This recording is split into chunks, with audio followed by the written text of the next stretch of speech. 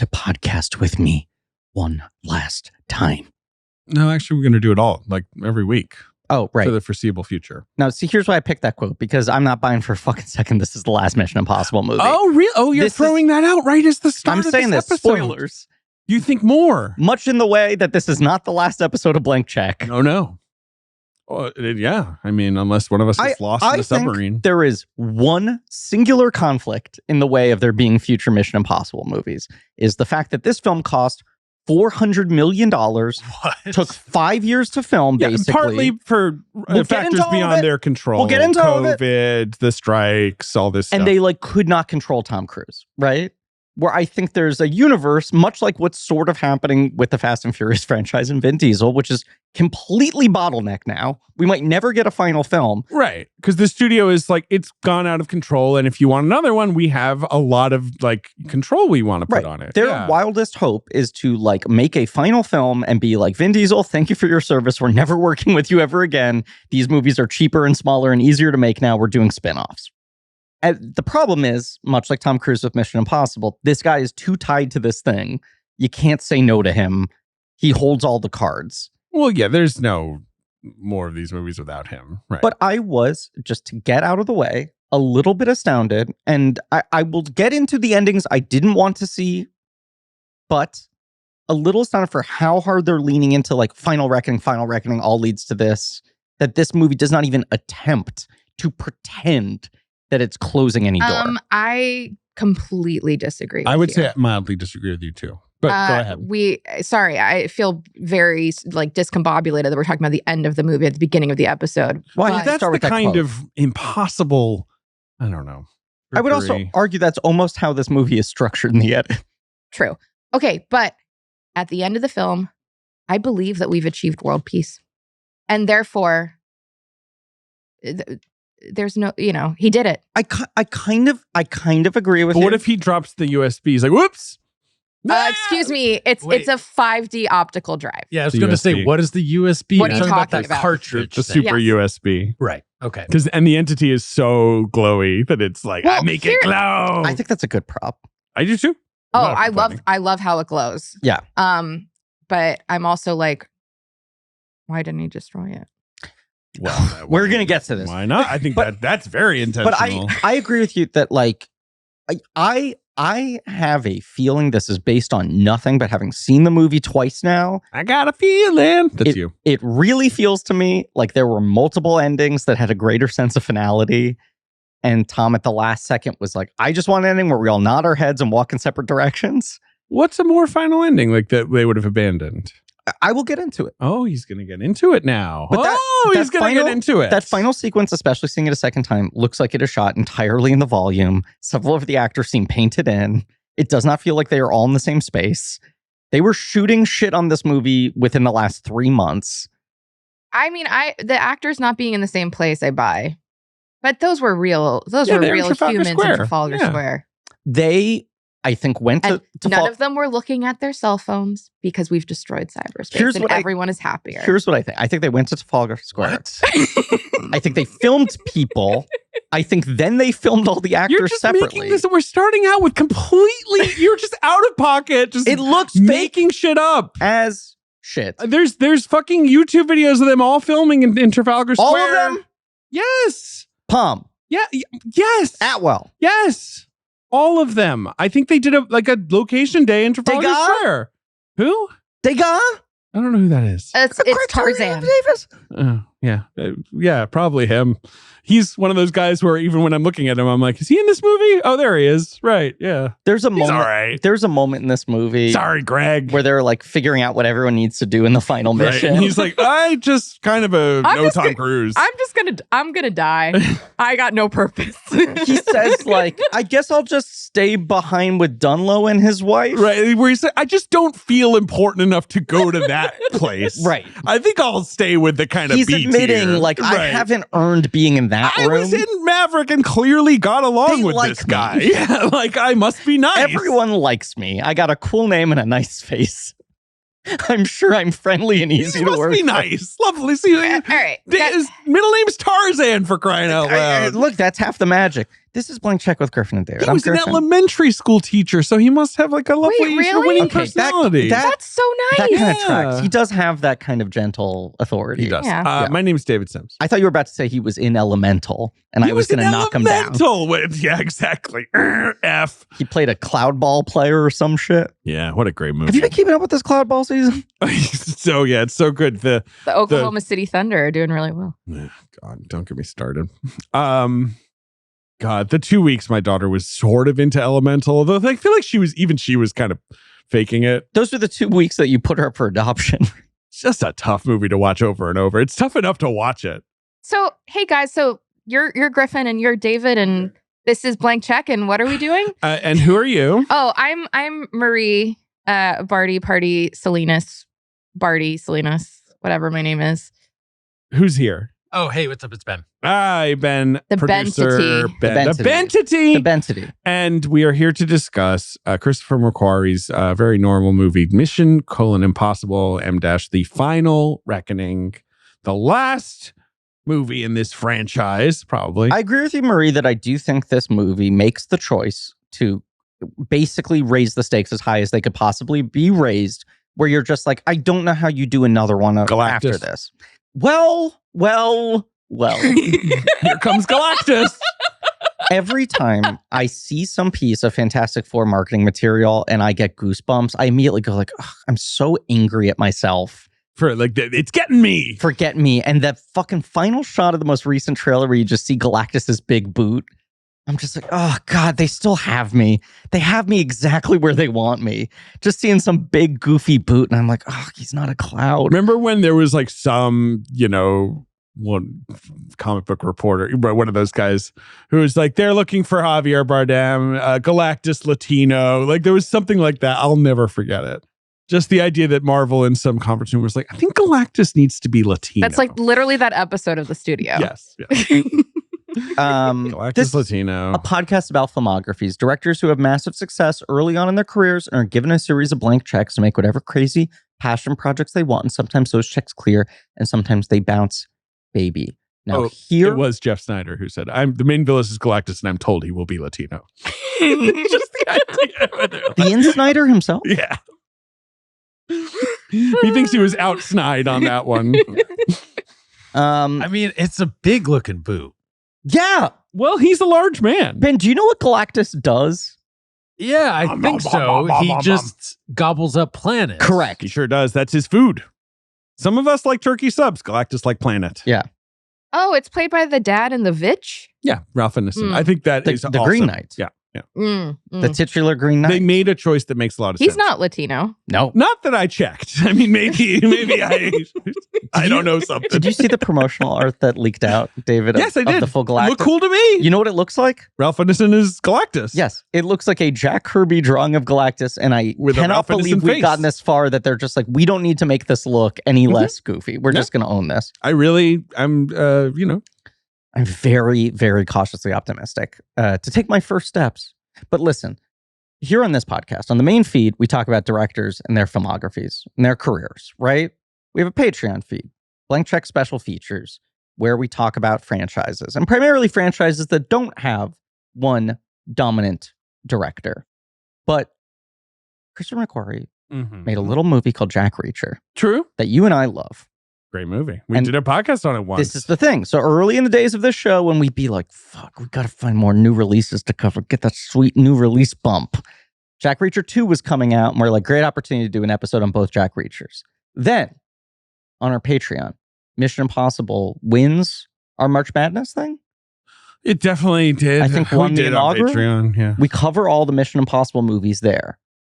Then we realize, if we do Way of the Gun, which we did, we've covered all Christopher McQuarrie episodes. You weren't even on that episode. No, but I had to watch it, or I got stuck in traffic. Something happened. But I did watch it, and it was god awful. It's not my favorite. No. That having been said, I have pre-ordered the 4K Steelbook because I'm a fucking simp. And it's a limited edition. Did you get that Fletch? No, the Fletch box is for you, Ben. Chevy Chase on ChevyChase.com is selling a limited edition Fletch box. It's actually official ChevyChase.com. I'm sorry. Yeah. That is a combination ID cards and pins and buttons. And stickers. There's 7 typos. Yeah, it refers to Gina Davis, Gina. It's Yes. a couple of things that maybe get an intern to give a once over here. There's a post-it note where Chevy wrote Fletch on it. And then that's signed by Burton Gilliam. We were trying to convince Ben to buy the Fletch box. There's $200. Listen.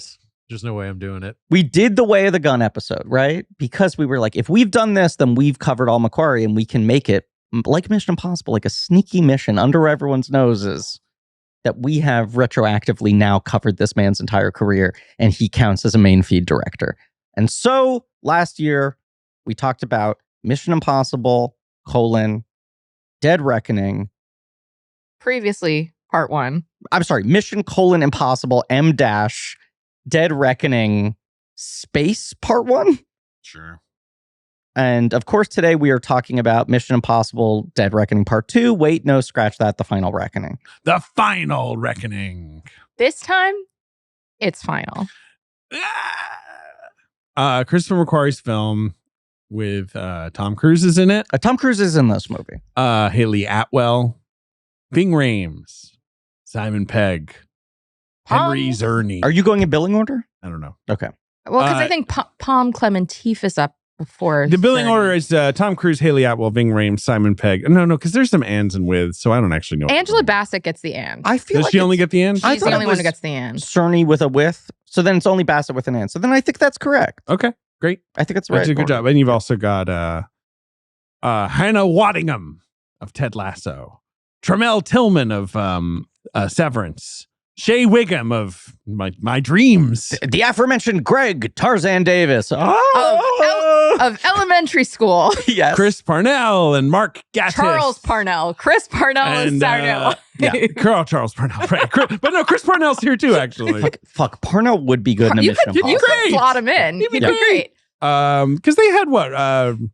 Who's the Twitter guy with the mustache? Rob Delaney. Rob Delaney in the last one, right? Replaced in this movie by Nick Offerman. Also, Holt McElhaney. Holt McElhaney's there. Also, 2-time Academy Award nominee Janet McTeer. Yeah, and she was good. Yeah. She kind of has the presence required, I feel like. You know what I mean?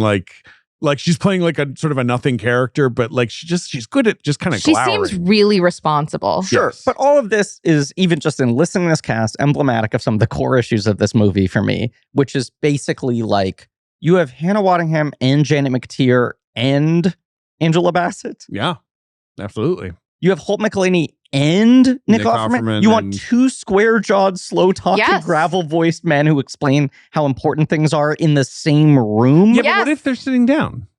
Yeah, they're both sitting down. You know who I really liked? I mean, Tramell Tillman, I think, is sort of like secret MVP. But Katie O'Brien. Oh my God, I love her so much. Anytime she's in a movie, I'm happy. I agree, but we're like 20 names down on this list, and she shows up, and immediately I'm like, fuck, this movie's not going to give her enough to do, right? I just like that the submarine is gay. Did you get? Thank you. Everyone on the submarine is gay. So I said Ben and I were the first ones here today, and so even Ethan Hunt's like, should I just like get in my briefs? Like, I said, Marie, I'm just sorry. Can we check the notes quickly? Who was the third one here? So Ben number 1, Marie number 2, Griffin number 3. Interesting, and bringing up the rear. I welcome this debate, as I said on a different episode. But when it was just me and Ben, I was like, I loved the gay submarine, and Ben was like, what? And I was like, the submarine's gay. And he was like, interesting opinion. And I'm like, no. Not interesting. It's very it's obvious. Canon. That is a gay-ass submarine in the middle of the movie. It's just funny that Tramell Tillman's like, and who are you? You know, like he's just having so much fun with it. Mister. Like, he could be like, hello, like, I am the captain of the most important submarine in the world. No. Tom Cruise is like just in his underwear for most of the time that he's on the boat. Katie O'Brien's just showing her muscles. Oh, you want to poke the bear? A+. I'm the man to do it. The way he says Mr. Tramell Tillman rocks. Where did that guy come from? Like, where did he get plucked out of? He like only started acting in his mid-30s, I want to say. I was on his Wikipedia recently. Well, because he was on the official Severance podcast, which I very much enjoy, talking about his journey, where he was like a pre-med. He was like a science major in college or whatever, and was like going to be a surgeon. But I think he went to grad school for acting. Yeah, he got an MFA in acting. Yeah, he did a lot of theater work. He was the first African-American man to graduate with an MFA in acting from the University of Tennessee. That's depressing. It's kind of weird. Yeah, because Maybe it's not a big program. I don't know. But that's in 2014. Yeah, Right. he didn't really start. He got some TV roles, I guess. Yeah, his first theater credit is 2018. Yeah, like he's a Carmen. very recent. Yeah, He fucking rocks. he Yeah. rules. While we're on the subject of Trammell, Like the whole Did you- magic of Severance is it's either guys where you're like, Jesus, this is like a heavyweight, or guys where you're like, I've never seen this Britt person. Lauer and I I'd love- never seen in my life, and now I love her. But okay, so not only is Ted Lasso's Hannah Waddingham in the show, in the movie, She's a aircraft carrier Yes. captain or whatever. and we've got Severance's Mr. Milchick. Did you notice that one of the like naval helicopter pilots is played by Sydney Cole Alexander, aka Natalie from Severance? The one with the Oh. crazy smile, I who's love always that speaking actor. to the She's- board. Yeah, she's wonderful on Severance. I didn't notice that. She's great though. Good for her. Which means, in my head at least, Tom Cruise watches Severance. almost definitely. Which He knows Ben Stiller. I know Yeah. he knows Ben Stiller, Yeah, but I'm like, when I watch Severance, I'm like, there are a lot of Scientology vibes in this. So I think it's very interesting that Tom is a Severance fan. You mean that it's like kind of making fun of Yes. certain? Yeah. Yes. Sure. do you Certain know what's another aesthetics. movie we know he watched? The Master? Yeah. Yeah. Sure. What do you mean? Well, but What do you mean by we know he watched Well, it? because I mean, I assume he no, watched it. didn't PTA say that he? Yeah, PTA showed it and to it was him or awkward. whatever. Didn't he? Right. Didn't PTA say it was like it didn't go well? Right. That's what No, I they asked him like, how did he respond? And he was like, "That's a private matter." Yeah. Sounds good. Yeah, Yeah. So I'm just like, I don't know. I'm curious as to look. yeah. These are yes. As we've talked about, we've talked a lot of Tom in the 10 years, the decade of dreams of doing this show, and we've talked all the Mission Impossible movies on top of that, right? He is such a fascinating black box of a person. We were texting a lot yesterday in our group chat of a lot of his like recent press interviews and his like he's so good at being like movies, go, popcorn, yes. It's truly what he's cornered, right, in this sort of last few And then years of like, I am movies. And then it was so sad. Someone at E! News asked me about his Father's Day plans, and it was like he short circuited. I watched it again and It's so sad. they phrased the Brutal. question as Father's Day is coming up. What would your ideal Father's Day be? I'm like, they gave him so much wiggle room in that answer. It wasn't even, what are you doing this I Father's know. Day? And his answer was, making movies, big screen, adventure, live it up. Like it was like, truly, It looked like he short circuited. it really did. so sad. He was like the woman in the airport in Total Recall before Arnold lifts his head 2 up. weeks. Making movies, big screen, big adventure, But I mean, live it like, up. that's why we love him. Because it is that thing where when he went to see Tenet, he was like, Tenet, big screen. And I was like, did you process what an insane movie Tenet was? Yeah. Or are you just like, screen big? Like, We were in another group text talking about the videos of him eating popcorn. So And one of so our friends was strange. like, the technique of how he's getting the he's like popcorn in the palming mouth the popcorn. looks like he's palming it. Is any popcorn actually getting in his mouth? Right. So what Tom Cruise movies have we discussed on this podcast? We have discussed, because of course he was, for most of the 90s and the early 2000s, an auteur-driven director. So Mission Impossible. And is Mission the Impossible was first an auteur-driven in his career. franchise. We've never discussed a movie from kind of the first 15 years of his career, the earlier. Let me see if I can years. get all the Cruise movies we've talked about. Jerry Maguire, Collateral. Obviously, we've covered Ghost Protocol on main Minority feed and All the Mission Patreon. Impossible. Minority Report, War of the Worlds. Yep. Reacher, We covered Reacher. Both of them. both Reachers. Yeah. And then obviously all the other missions on Patreon. There's one more or two more. You're forgetting a big one. I'm forgetting a big one. And it ain't Lines for Lambs yet. The Milagro Beanfield podcast. It's coming up. Oh, Eyes Wide Shut. Eyes wide shut. Is that the big one? Yeah, that's the big one. And We there's also, one of more? course, well, There is one more, yeah. we did meet the mummy. We met Oh my god. the Mummy on Patreon. Who's in this coffin here? A sexy mummy. I saw this movie twice. I saw Mission Impossible Final Reckoning twice. I've seen this twice as well. First at a press screening, Mhm. Rex Reed was there. It was really exciting. Was he having fun? He was. Did Superman say hello to him? No, but the lady who was checking everyone in the screening was like, "Hello, Rex." Did you So, notice Rex Reed in 1978's Superman? I know you just watched it for the first time. No, I didn't know until you guys called it out on the episode. He's But there. He's looking good. anyway, Red so, Street was a snack. I saw this movie twice, once at a press screening and once last night at Nighthawk. The pre-show they did at Nighthawk was like impeccable. Oh yeah, they do a good job there. They do a great job. They played the Ben Stiller, Tom Cruise MTV Movie Awards classic bit, but then they also played the like wrong export of the Mummy trailer. Yes, which is so I had good. forgotten with the about. It's just sound effects. It's then just, Tom Cruise goes like, ah! It's just screams. Right. It's like there's birds or whatever, because she like sends like evil birds to crash their plane. Yes. But you're not hearing the birds. No, you're just Instead, you're just hearing go like, ah! Ah! And I'd only seen that on like, YouTube or Twitter or whatever. To watch that in a theater with a crowd. Rocks. It was amazing. I just remember watching that trailer and being like, I like it. And then they were like, it's a mistake. And I'm like, oh, well, it was kind of cool. No? Yeah. No, I thought it was good. What I thought was good was The Mummy, the film. Great film. I was thinking, and what I was doing the math on is that the only like complete total zero of his career? No. Tom Cruise? Yeah. I think he's got a couple others, doesn't he? I mean, it's definitely the biggest zero sort of since entering this action movies primarily like phase. But you think about it, and it's like there are some movies like Rock of Ages are like terrible, but he's like doing something in it that makes it ultimately like. I really do think he tries his best in Rock of Ages and has fun. That movie's definitely a cultural zero. It's a cultural zero. I agree. I've never seen it, but I do think he's given some credit for he tried something he hadn't done before versus The Mummy. But The Mummy has a weird, tiny little bit of cachet because the Dark Universe became such a meme. Cachet is the failure. But that's not the same with any of his big What about failures. Nick Morton? Do we have anything to say about Nick Morton? No, we don't. What do you mean? Keep your eye on that guy. Versus Stacey Jacks.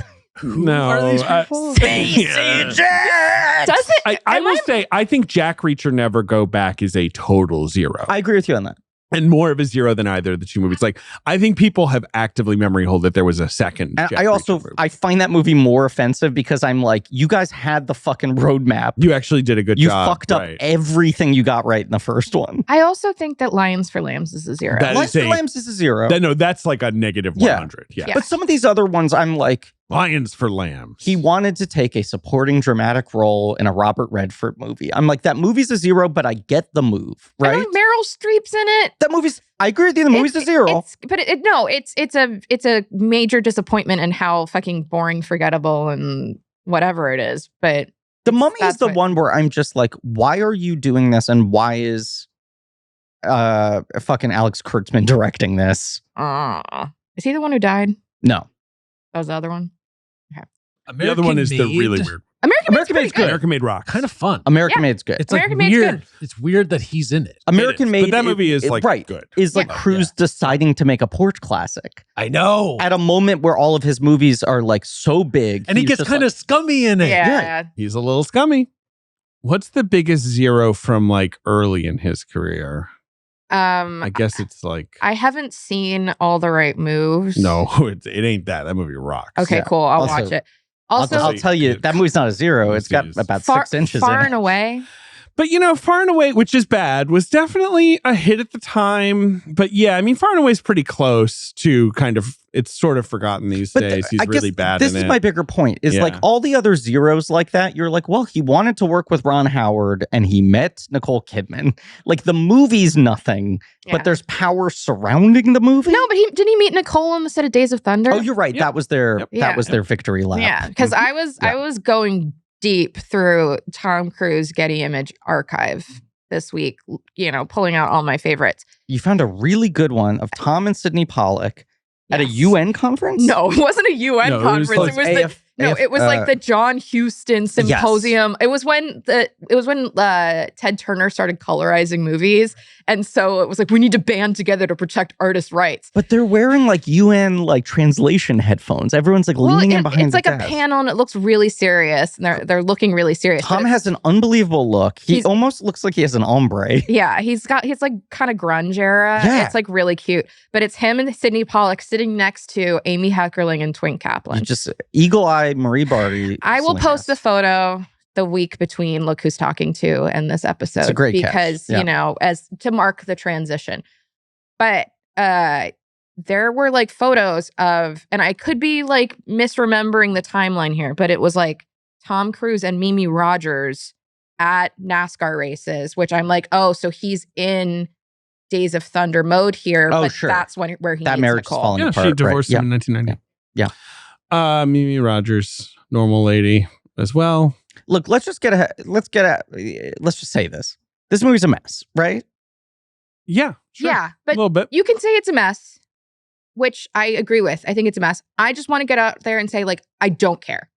So I'm sorry. in a nutshell, the first time I would say that I care quite a bit.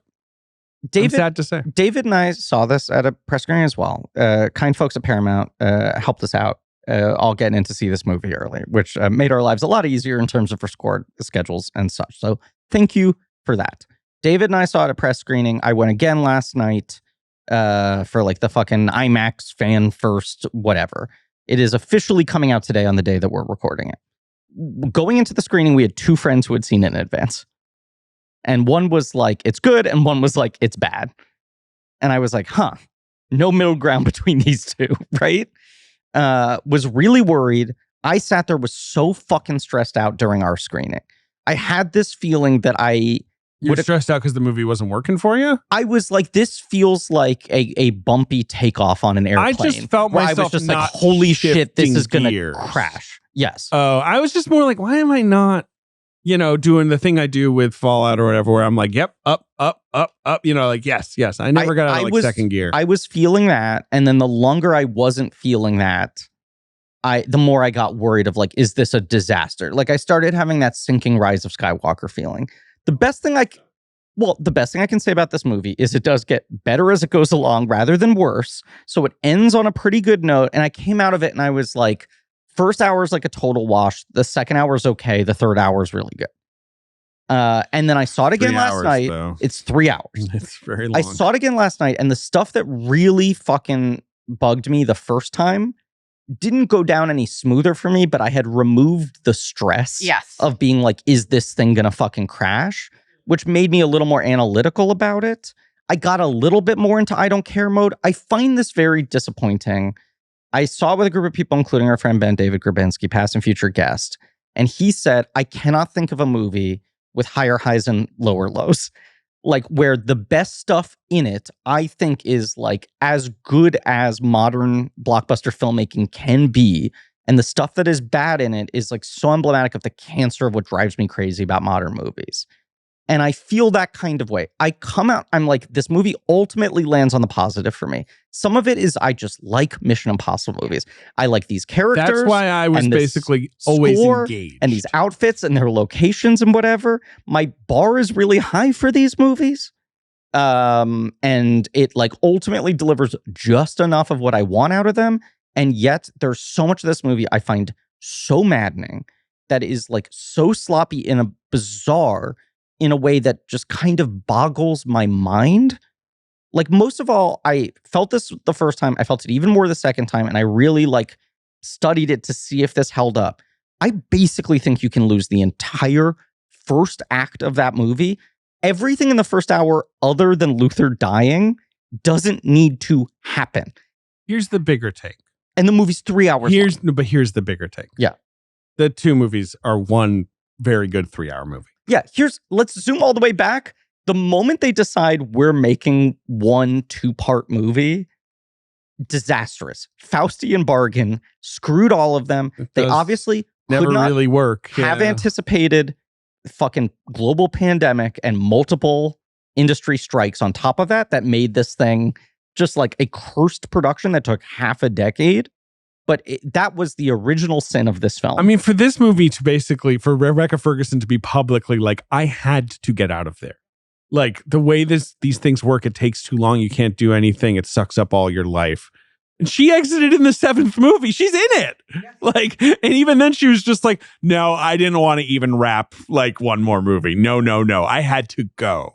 God bless Tom and Chris and all those folks. Right. I just kept about the 2-parter of it. I kept thinking about Wicked, where again, have not unlimited. Do you think Tom Cruise said to Paramount, this production is unlimited? He should have said that. Together we'll be the greatest team there's ever been. And like Sherry Redstone. McQuarrie. Like, what? I'm picturing Tom Cruise in a bed and Netflix in the bed next to him. He's going, loathing. Yeah. But like, you know how everyone's He like, hates why the the fuck streamers. are they splitting Wicked into 2 movies? Because the second act is boring and Sure. all the good stuff, all the good songs are. Yeah, in the but then I first half. saw Wicked and I was like, oh, I understand why. No, you understand why, but Yeah. you're like, I'm just anticipating Wicked Part 2 to not have as much of the juice. I'm no longer anticipating that, but That's you can crazy. say my joke. David had the joke that I think about all the time and quote back to people all the time. I think it was on our Thomas Crown Affair episode with the great Amanda Dobbins, where you said the splitting the Wicked into 2 parts is like when I make dinner and decide that washing the dishes is a tomorrow David task. That's morning David's problem. Right. Yes. And you're And then like, Wicked Part 2 is like, I have to wash all these dishes. So I'm sorry. right. But you're like, tonight is incredible. Right. I made a meal. I Great, ate it. It delicious. tasted great. And I didn't have to do any of the cleanup I work. mean, I'm in bed patting my big belly. Tonight's perfect. 10 out of 10. And then you wake up the next morning, you're like, oh my fucking God. This movie has a ton of tomorrow David business it has to take care of where it's like, oh, Jesus fucking Christ. We passed all this stuff on to part 2. And a lot of it, they just go like, never mind. Well, that's the And thing. that's some of the This movie sloppiness is being feels- like, you're not even going to fucking talk about this thing. But the that movie the last feels movie set up. caught up in, oh gosh, we have to figure shit out that we never figured out. But then, right, it doesn't actually even try to figure everything out. Just to speak on Wicked, just to make my point clear. Wicked for Good out this Thanksgiving or whatever, right? By the way, I think them calling it For Good instead of part 2 is because they want to keep making these forever. Maybe. There's a That's- bunch more books. Yeah. And they'll loosely adapt them, but they want this to be an evergreen Wait, there aren't a franchise. bunch more books. Ever- Yes, there Green. are. There's tons of the books. They just did a new one. The guy's that A pre- Griffin Really? McQuarrie? Yeah, he pumps I them thought off. he made only 1 book. No, there's lots of them. It's a The whole books series. veer off in weird directions, the and books, the books are not they similar will to the movies. barely adapt them. But I Right. think they will Ooh. keep doing I read them all. They're great. Alphaba and Interesting, Glinda because I movies. only read the first book when I had a stomach flu in high school. That was the other It thing. really- They announced like overall deals with Arrivo and Grande, and then retitled Wicked and took the 2 out of it. And I'm like, that's them being like, wow. Oh my God. we want them playing these Okay. characters for News 15 to- years. News to me. and also maybe building a land in the theme parks. Go on, David. God, everything's got to be a land now. We should have Mission Impossible Land. Okay. You just die. No, it's I get to wear like a fun mask. No, and- I want like Leia Seydoux to shoot me. Yeah. That's my Mission Impossible. Or Bomb Clementia stabs me or something. Well, I mean, I'm just like, I just want some lady to that's murder my me. land. But Yeah. Rave for Good, when I watched Wicked Part 1, which I enjoyed, I was like, I can see now what they've done, which is that in Wicked, the stage show, they gloss that the Wizard of Oz is happening in the background of Act 2. They will not be able to do that in the movie. People would be like, what the fuck? Like, and so they clearly were just like, there's way too much plot in Act 2, as much as there's less songs. But Act 2 We kind of yada can't- yadas all the plot. We can't just cram it into this movie. People will be baffled. It's a Wizard of Oz prequel, or sort of side. But it does dequel. make it risky that it does seem like part 2 is going to have the fucking like Tin Man and the Cowardly Lion and Scarecrow It's and in Dorothy. Well, but it's in the show. But sort of like, but look, there again, they they're are. kind of like, and he's actually the Tin Man if you think about it. And people are like, whatever, it's 11 o'clock. Yeah. I want to go have dinner. Right. Right. It's so I get it. I'm excited. I liked Wicked 1. It was good. Okay, well, let's just say Mission Impossible Final Reckoning feeling very my worst case scenario for Little happy Wicked birthday for Good. sign. Yeah, yes. Yes. It's very happy birthday sign. And also, it is nowhere near the catastrophe of Rise of Skywalker. But there are certain similarities of this same kind of self-imposed pressure of how are we paying off what has been set up in the last 2 movies? And also, now we want to put the sense of importance on the entire series. That is what hamstrings it a little bit, right? Is McQuarrie deciding like, I need to explain the rabbit's foot. I need to bring in I want to bring in Mission Impossible 1 where I'm like, cute ideas, but you've already got so much stuff to do. Now, the thing I want to say about Rise of Skywalker, because you keep Please. invoking it, a terrible that film. is not a good film. In my opinion, unsuccessful. Is almost entirely joyless. Agree. I hate that movie. I Yeah. don't think anyone really likes that It's movie. a bummer to watch. Right. It's a bummer to watch. It's a bummer too. Now that I'm having a bit of a Star Wars moment, guys. I'm just gonna confess. is your child getting into it? No. No. Because of Andor. I'm watching Andor and it's just Mm. like, I'm like, fucking love Star Wars. It's so good. I'm enjoying Andor so much. I started Ahsoka. Wow. I was like, I never watched that one. I started and I was like, you. But anyway, moving on. Rise of Skywalker is not doing what this movie does. What this movie's doing is like, well, we still got the entity. Do you guys like him? Whereas Rise of Skywalker is like, forget everything that happened before. Yeah. It was the Emperor all along. And there's like someone running in with like an Emperor's standee. And they're like, put him there. Like, yeah, see, it was him. It was him. And you're like, no, it wasn't. And they're like, yes, it was. Yes, it was. Don't, pay attention. Well, the problem with that movie is it is so panicked and it's not delivering the things you want out of Star Wars. Does that movie deliver one thing that made one Babu person Frick. happy? That's the only one. He goes, hey. He is always my answer. He is the only thing in that movie that makes me happy. Hey. It's like, but the thing with Rise of Skywalker is they're like, well, actually, maybe Finn should have been a Jedi. So he is one. And you're like, can you like set that up or make that meaningful? And they're like, no. Like, no, but we did it. So are you happy now? Like, so much of Rise of Skywalker is just kind of like, are you happy now? Can I just quickly say, talk about Star Wars moment? Our friend David Ehrlich, friend of the show, past and future guest, recently showed his children all the Star Wars movies. Yeah. And they have gone berserk for them. Yes. They love him. Spend a lot of Asa loves him as well. Yes. But Rey does as well. Rey is Darth Vader. Yes. She does her little dun dun dun dun dun dun. She She's knows all the Williams themes. That's the crazy thing. They're hummable. But She like is 2 years I'll old. say it, he kind of went off with those That's themes. it's like He one of kind of popped off. I wasn't questioning his power, but to watch Ehrlich start humming a Williams theme and have it be like the 10th theme in Star Wars importance and see his 2-year-old finish it, I'm like, this shit hits. But Asa is just fully Star Wars pilled, right? He has this picture book of all the 9 Star Wars movies. And Ehrlich out of town for Cannes, I was doing a little pickup, sort of babysitting kind of business. And I was like trying to stop a meltdown. And I was like, Asa, I have a question for you. I need you to help me here. Which character is this? And I just started going through the book and pointing at all the characters. He knew every character's first and last name. It was like everybody. I'm trying to think of like Rogue One wasn't in there. It was only Okay, fine. episodes. Probably. Who is Carrie Russell called in that one? She's not in the book. Zori Bliss. Sorry, Bliss. There you go. I was just kind of impressed by how deeply he knew it, but I just need to let the record show on mic. It was the greatest compliment I've ever received. I point. I go, who's this? He goes, Poe Dameron. And then he looks at me and he goes, you kind of look like Poe Dameron. What? Does Asa? Need I'm glasses? gonna text No, Elisa. Get Asa a vision check. But that is so cute. Very nice. Well, you got kind of curly, darker hair. Sure. I got the facial scruff. You're a little shorter. Poe Dameron's a little on the shorter king. side. Yeah. And you seem like a hero. Thank you. Yeah. And you really seem like someone who'd be confident behind the wheels of a moving vehicle. In the Well, also, air, no less. Much like Poe Dameron. Is this guy quietly fucking everything up? Yeah. Poe Dameron does knock over a lot of Jenga towers in the third movie. He's also like always 15 minutes late. You talking about the cuteness of the callbacky shit, right? I just the I rabbit's foot, all that kept stuff. Yeah. thinking about this watching it last night where I'm like, there are things in this movie that I like where I'm like, I'm fine with this, but you've done 4 of the same thing in the one movie, and I would take one of these. Okay, let's vote. Which I liked Dunlow. Yeah, to me, it's 100% Dunlow. That worked so well.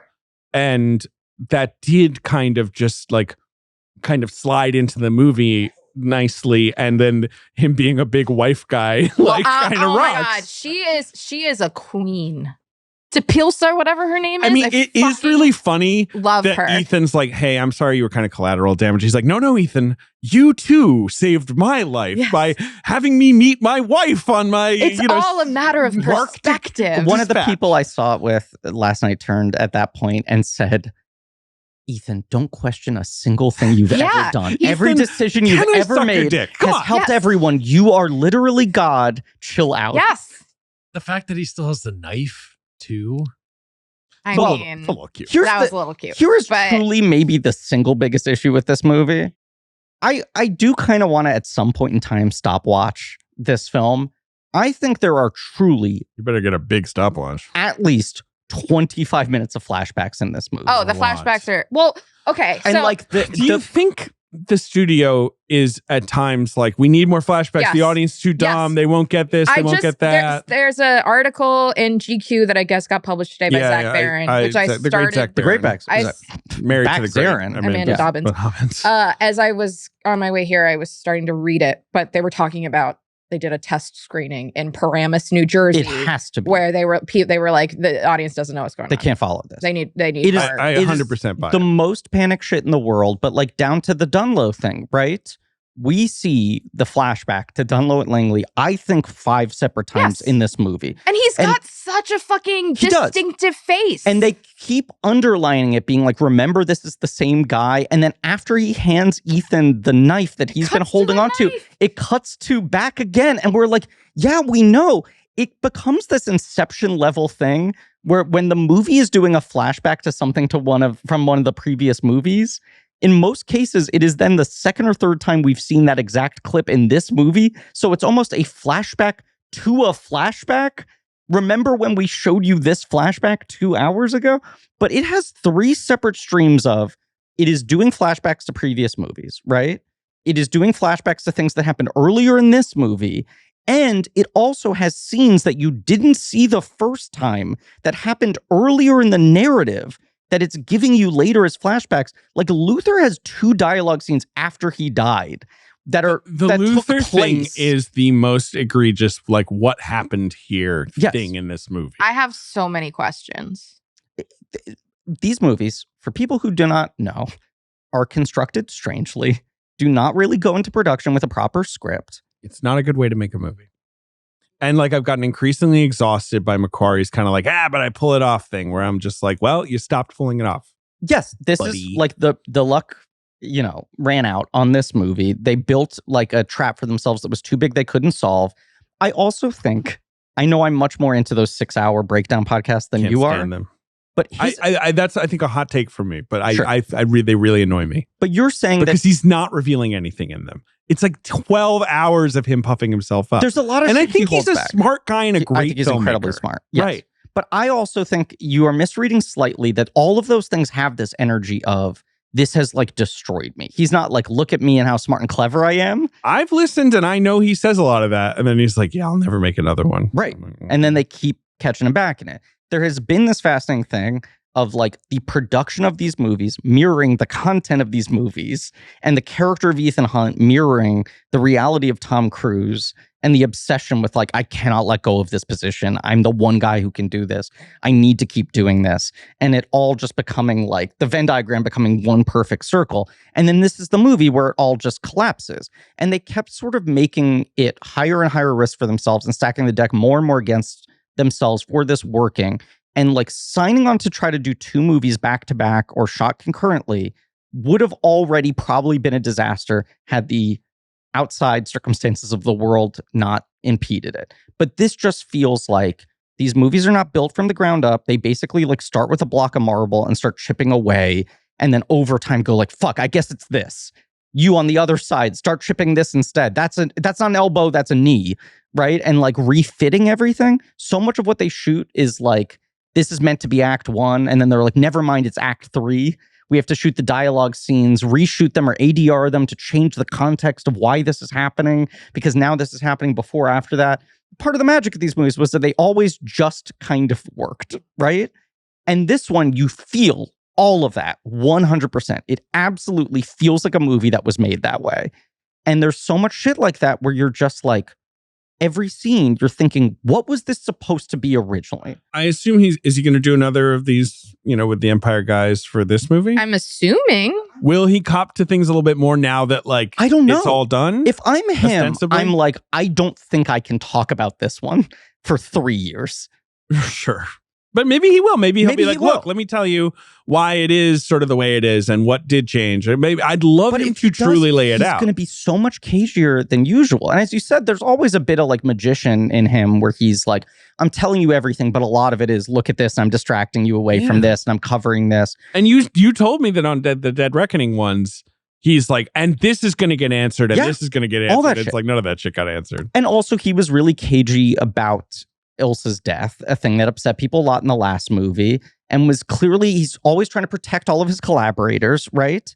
But then she came out in interviews and was like, why am I not in the last one? Because in the time since I wrapped Dead Reckoning Part 1, I have done 3 movies and 2 seasons of a TV show, and they're still shooting Part 2. I've entered the silo. That's why I'm not in it anymore, because I was tired of this. And he wouldn't say that. It just, because of course he fans doesn't were hoping till the end, maybe she's alive. But he also doesn't want to throw her under the bus. And I think he's like, I'll let them speak for themselves, right?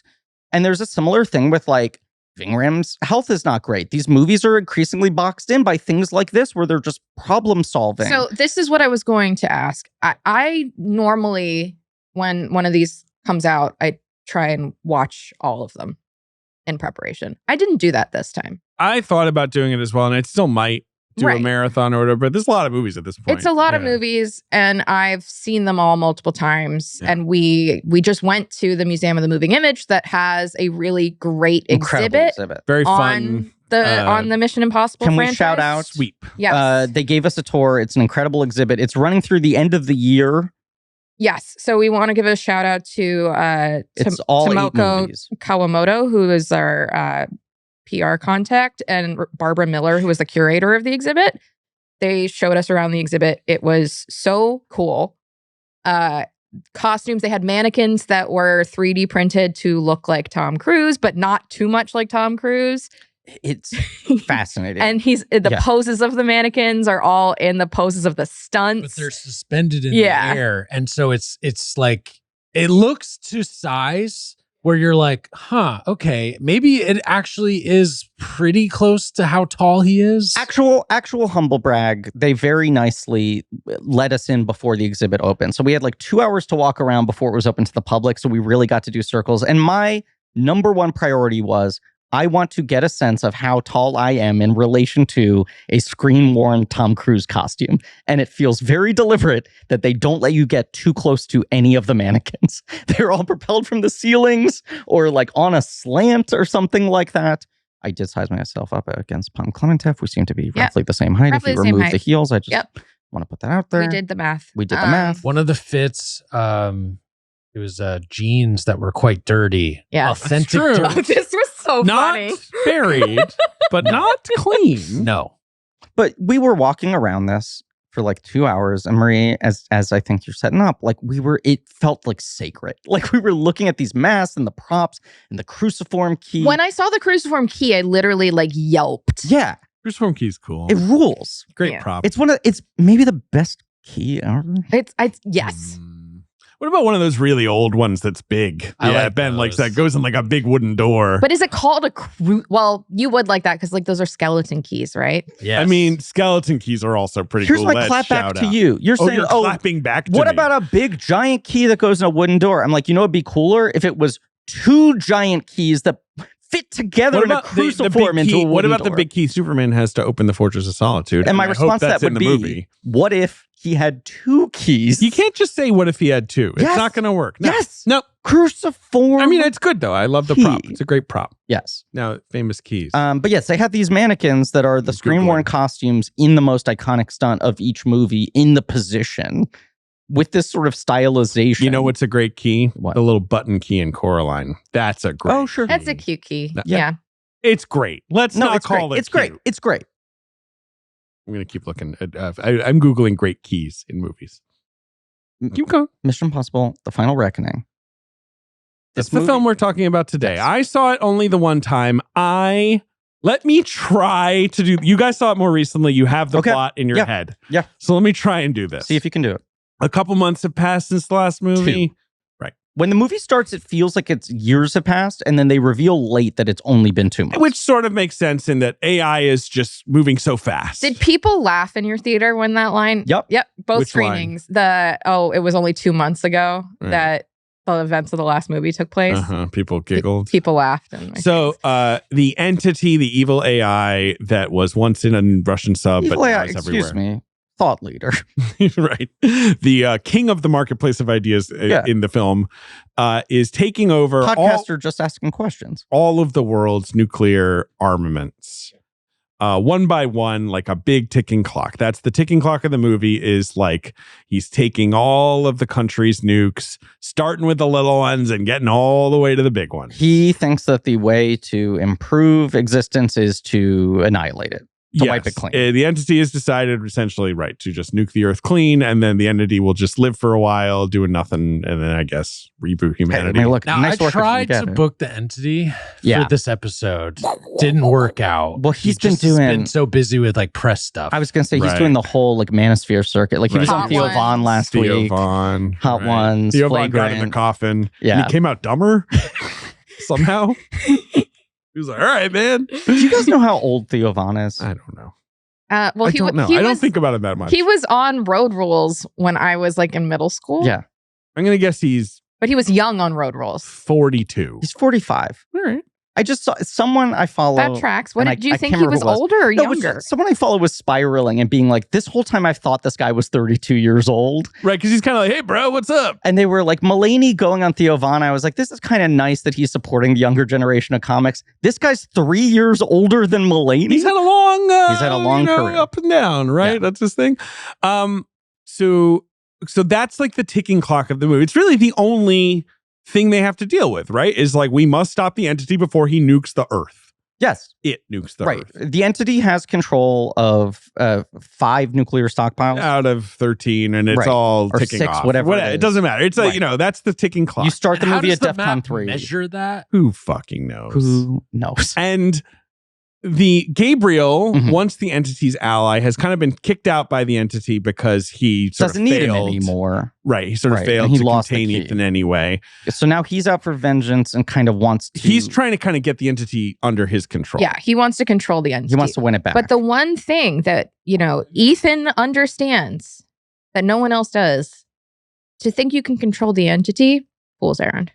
Sure, America was sort of trying to do that in the first movie. They're still trying to do it. They're somewhat, but they're kind of, Carrie-Elle was just dead, so like that's a little less of a high priority. And it feels like they lose the thread of Kittredge wanting it until the very end, and then it comes back again. One of my bigger notes of the movie, certainly. It's like they don't really have a handle on this that movie anymore. Seems to forget that the last Kittredge movie exists. is like Kittredge is crooked. He's a problem. Right.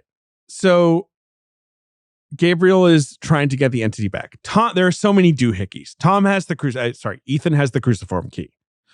Ving Rhames, Luther, has made a thing that will kill the entity. The poison pill. And Gabriel has or is trying to get the thingy the poison pill will go in. The Podkova. The He wants it. They have the Podkova. Who has it?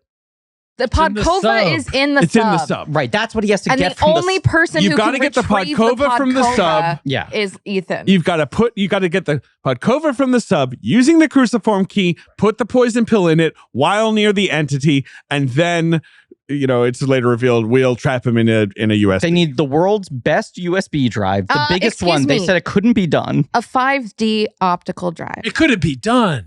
And they need the world's best pickpocket to do the best USB plug. It's not a USB. It's a 5D optical drive. I'm not saying that every time. It's a USB. And CubeSB. Yeah, it's a CubeSB. No, I mean, you are... And that's kind of it, right? Like that's the main drive of the movie. Right. Like now here's a problem with this film. There are literally 4 scenes in a row that take up most of the first hour that are extended dialogue scenes where Ethan locks in with someone and says, please, I need you to trust me. The entity thinks we will never work together. I need you to trust me. He says that to Angela Bassett, who's president of the United States. He says it first to Shea Wiggum. He says to Shea Wiggum, then who says is revealed to be the son of Jim Phelps. Right. Which is, they mention that, and then you're like, okay. And then it's just has no bearing on anything. Right. Which, like, getting back to earlier threads. It's like, why? This is how this movie is structured, where it keeps circling back and going like, fuck, we forgot to set this up, right? The callbacky shit is Dunlow is brought back and actually has a significant role, and I think is used well. He's right? fun. Yeah, he's a fun callback. The guy from Mission Shea Impossible. Wiggum's character, whose name was Briggs, which is the name of the original team leader in the original TV show, who was later replaced by the Phelps character, turns out to actually be Jim Phelps Jr., son of John Voight, out for vengeance, although he claims, I'm not out for vengeance. He's like, no, I'm over it. I just love rules and doing my job. I don't like you, but not because of that. Right. Then you have the sort of retcon notion that the rabbit's foot was actually the source code, the entity? That the entity was built off of. Right. Right, and he handed it over. So, like, Ethan is somewhat responsible here in that he got the rabbit's foot and handed it over to save his wife, or Kerry Russell, or whoever he was trying to save. Now, the Hannah Waddingham character, who is... No, it was Maggie Q, really. He was like, gotta get her a CW show. The Hannah Waddingham character, who the president writes a note to that has a date on it. That's like, do you know what happened on this date? Something really bad happened and we lost people and we never recovered. We didn't take a risk or something like that. The date that's on the note is the release date of the original De Palma movie. Yes. So both times I've watched it. I think that's just masturbatory. Right. I've been like, is it supposed to be that she's connected to something that happened in the original movie? I think that's just them doing a sort of like pat on the back, like, wow. But that feels so fucking dumb and the exact kind of thing McQuarrie has always stood in opposition to. And I think is one of the best at explaining why that shit is bad. Yeah. When he does press tours for this movie. He literally just gave an interview saying that he thought fan service was a cancer or something. I was like, I can't believe he has the gall to say this when this movie's coming out. Yeah. And then I realized that was an interview from the last movie that's being recirculated now. Okay. But it's such a stark contrast of being like, he's usually so good at identifying. And I think we'll say other things that I like a lot about, like, Tom and I both agree that there's this problem in like blockbuster filmmaking where you do these kind of jokes that like defuse the main characters, where everyone's kind of like cutting everyone down to size and belittling them, not in like a back and forth repartee way, but in a way where the movie's like, we want to make the joke about ourselves before the audience can make it, so we don't seem corny. And he's like, when you do that, it makes the audience think less of your main character and dislike the person that's making the joke, which I'm like, that's him nailing a core problem with like fucking Marvel movies, right? And he talks about the fan service thing. The thing that he brought up in this interview is that like, when you do that kind of shit, 50% of the audience is patting themselves on the back for recognizing the reference, which then takes them out of the story of the movie, and they're thinking about a different movie rather than the one they're watching, and then they have to re-enter.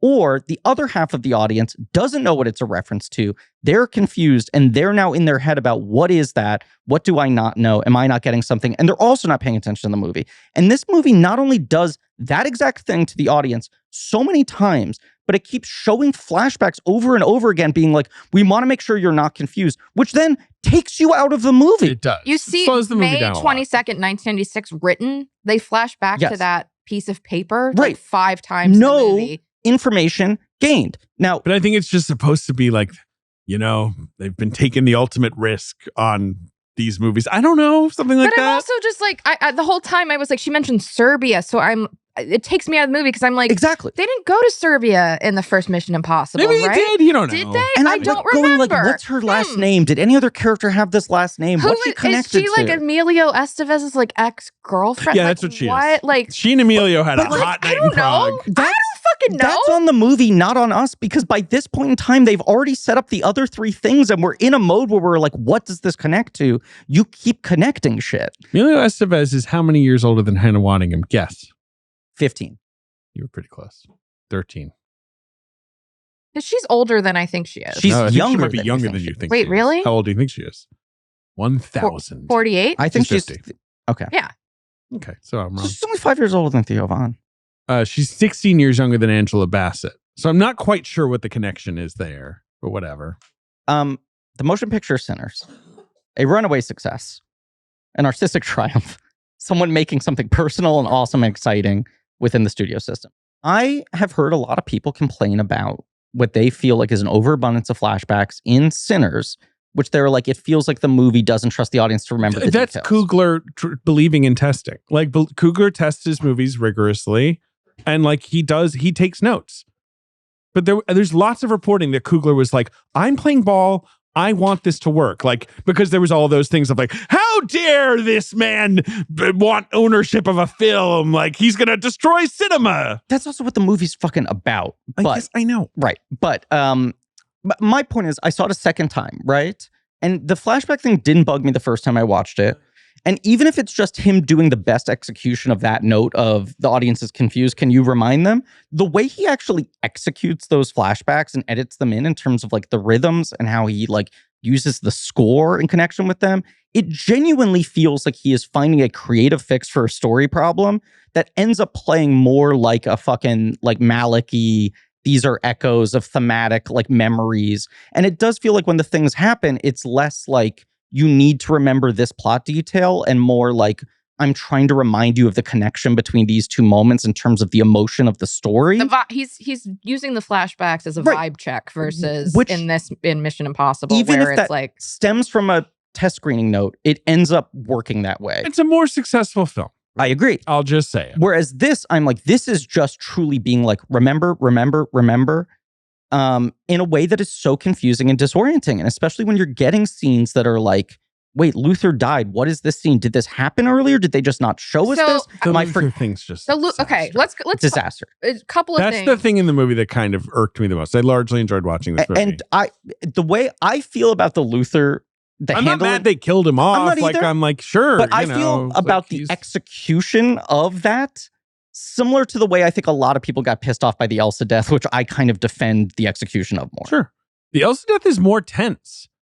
The Luther thing where he's like, he's rigged this and I have to stay behind, where you're just like, there's no tension to this. Okay. Like, whatever. I don't know. First up, this is Luther has a little hospital room set up in tunnels underneath the London Underground. It has been 2 months. At the end of Dead Reckoning, Luther goes, Ethan, I need to go off and do something by myself. Good luck, right? And like, it is just, your Uncle Luther's getting a little tired. They have talked about the fact that like, even in these globetrotting movies and with pandemics and all these restrictions, like every single thing Ving Rhames shot for the 2 movies was in London. His health is not great. His mobility is not great. They had to lock him into one city. They had to build around him. They had to batch shoot his stuff, right? So they do that thing at the end of the last movie where he's like, I got to go off on a solo mission. And I'm like, I get it. McQuarrie needs to come up with some structure for him to be off on a solo thing so that they don't have to work everyone else's schedules around him. And I guess the idea is what he's doing is he's making the poison pill possibly within the context of the movie. But then this movie starts. It's one of the things that makes you feel like, oh, 5 years must have passed. He looks like shit. He's in some private, like, black site hospice care.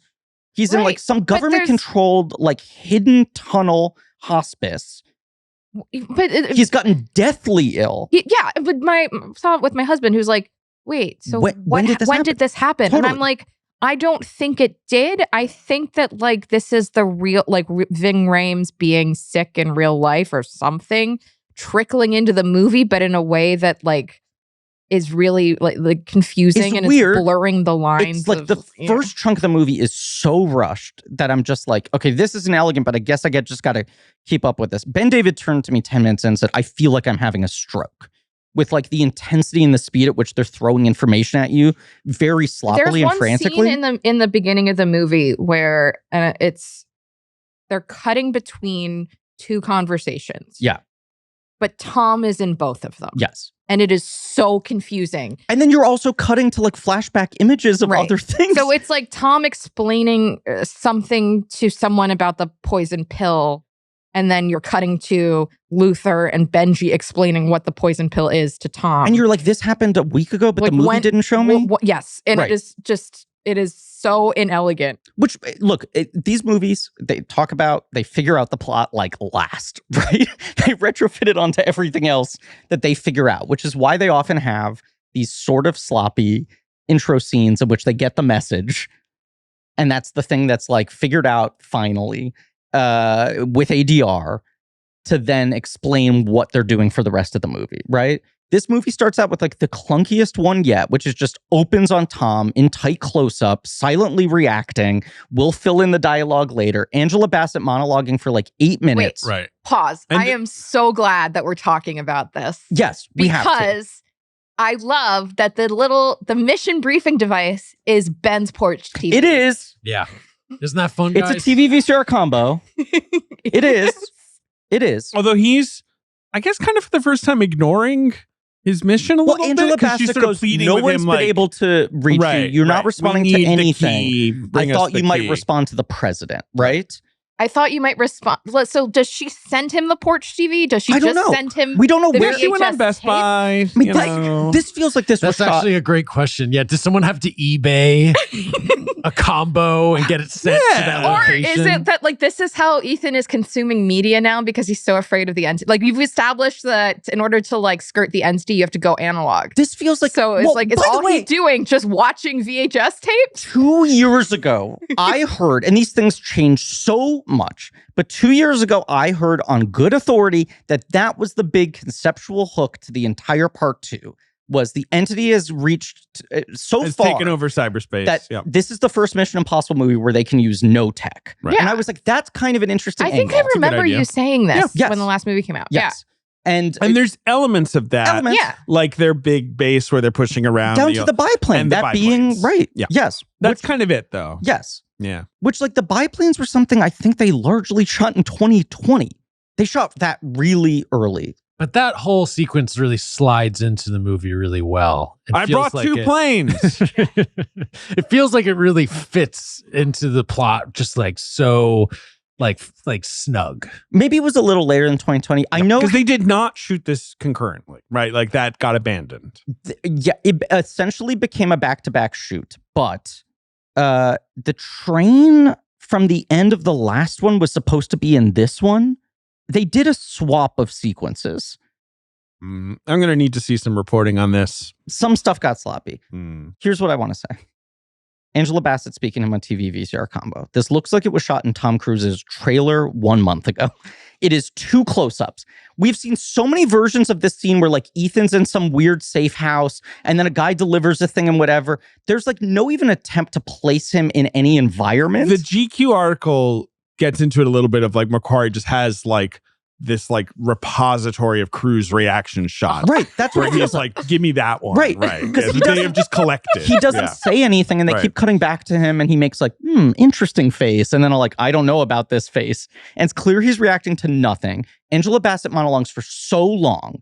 I'm like, this is sloppier than usual, but if this is what they need to do to get the movie off and running, then so be it. Totally forgivable. Exactly. And then the movie spends an hour basically repeating this scene. so When he what gets does into, it do? Remind me. okay, so here's some examples of What's ways some it of the repeats because things. I agree with you that I felt a lot of throat clearing in the first hour, but I don't really remember what actually happened. This scene also, by the way, is crazy because when you're watching this and like no one's been able to reach you, you're like, oh, it's been 5 years. When you find it's been 2 months, you're like, why is the president freaking out? No, Because the entity is world's about to evolving end. so fast. sure. Okay, fair. Yeah, it's gotten pretty hairy out there. Half of the world's nuclear silos are already in the entity's control. We're DEFCON 3. Sure. Which is insane. We would be at DEFCON 1. She spends whatever. She spends almost 10 minutes setting stuff up, right? Yeah. Then when he goes into the entity's coffin, I would argue the entity does another version of this Yes, for about he does. 7 The minutes. entity does another one with a little bit of sort of previewing things in the future. And I it's need to get to similarly this cutting to place. Tom reaction shots of his eyes in the coffin going, Oh. it can't be true. The entity, of course, is telling him for That the first goes time on. about the nuclear armament thing, but it's so long. It goes on way too long. So long, especially when we've already had one of these info dumps and there hasn't been an action sequence yet. And then I would argue when he gets into the war room with Bassett and all the other stuff shirts, there is a third version of this. And it's like, you can do And it's again him being like, I know, but you have to trust totally. me. You And know, you're like, this is the kind of thing McQuarrie's usually good at, is looking at the footage and being like, fuck, you know what we need to do? We need to reshoot and combine the information in these 3 scenes into one scene. And instead, this movie has this thing where it's like making a dish with 2 preparations of the same protein, right? It's like you're eating a taco with like fucking like roasted and fried chicken in it. And I'm like, pick one. In the same way when we're revealed that Luther is in this fucking hospice site, I immediately go, okay, this is sloppy and this is moving too fast and I'm very confused, but I can kind of see what they're getting at here. This is interesting. If Luther is dying and Ethan, whose whole thing is, I won't let anyone die, especially my whole team, right? You cannot sacrifice one, is facing a thing that he can't solve. Luther has a terminal illness and Ethan is going to have to accept that he can't save this guy's life, right? I was like, this is an interesting new test for this character. And then they have him die in a saw trap. And I'm like, then why is he sick? It's a good question. I you're think why he's sick is to soften the blow of his death, right? Is to have it be like, he's like, look, it's time for me to sacrifice myself because I'm near the end. Also, But it makes it unemotional to me where I'm like, I'm eating it and I'm going, why is there chorizo and bacon at the same time? You know what? It would have been so good if Luther died of it doesn't. Yeah. If Luther like dies of cancer, we get which is something that Ethan Hunt can't fix. We get a bit of a bedside repeat of the Magnolia scene. Tom emotional. You want to shift into Magnolia mode?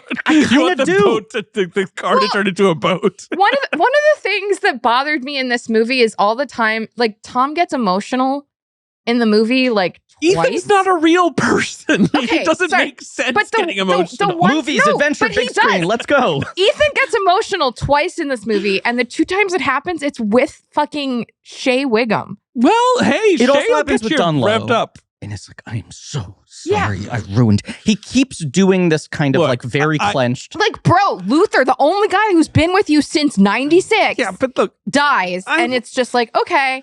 I wrote this in The Atlantic. It's always been hard for these as they progress and have built more serialization into them to be like, Ethan Hunt, the guy. I'm like, he's not a person. Like he's Tom Cruise. He's Tom Cruise. He's this kind of mythic force. Right. Like everyone in the movies talks about him. Yeah. Like he's like ball. The living manifestation of destiny. Yes, exactly. And it's sort of like, you know, right. I'm never gonna like that. I love the idea that he's like, I'm gonna marry Michelle Monaghan. And it's like trying to put magnets together where it's just like, no, you're not allowed to do that. You are Ethan Hunt. Like your job is just to be Ethan Hunt.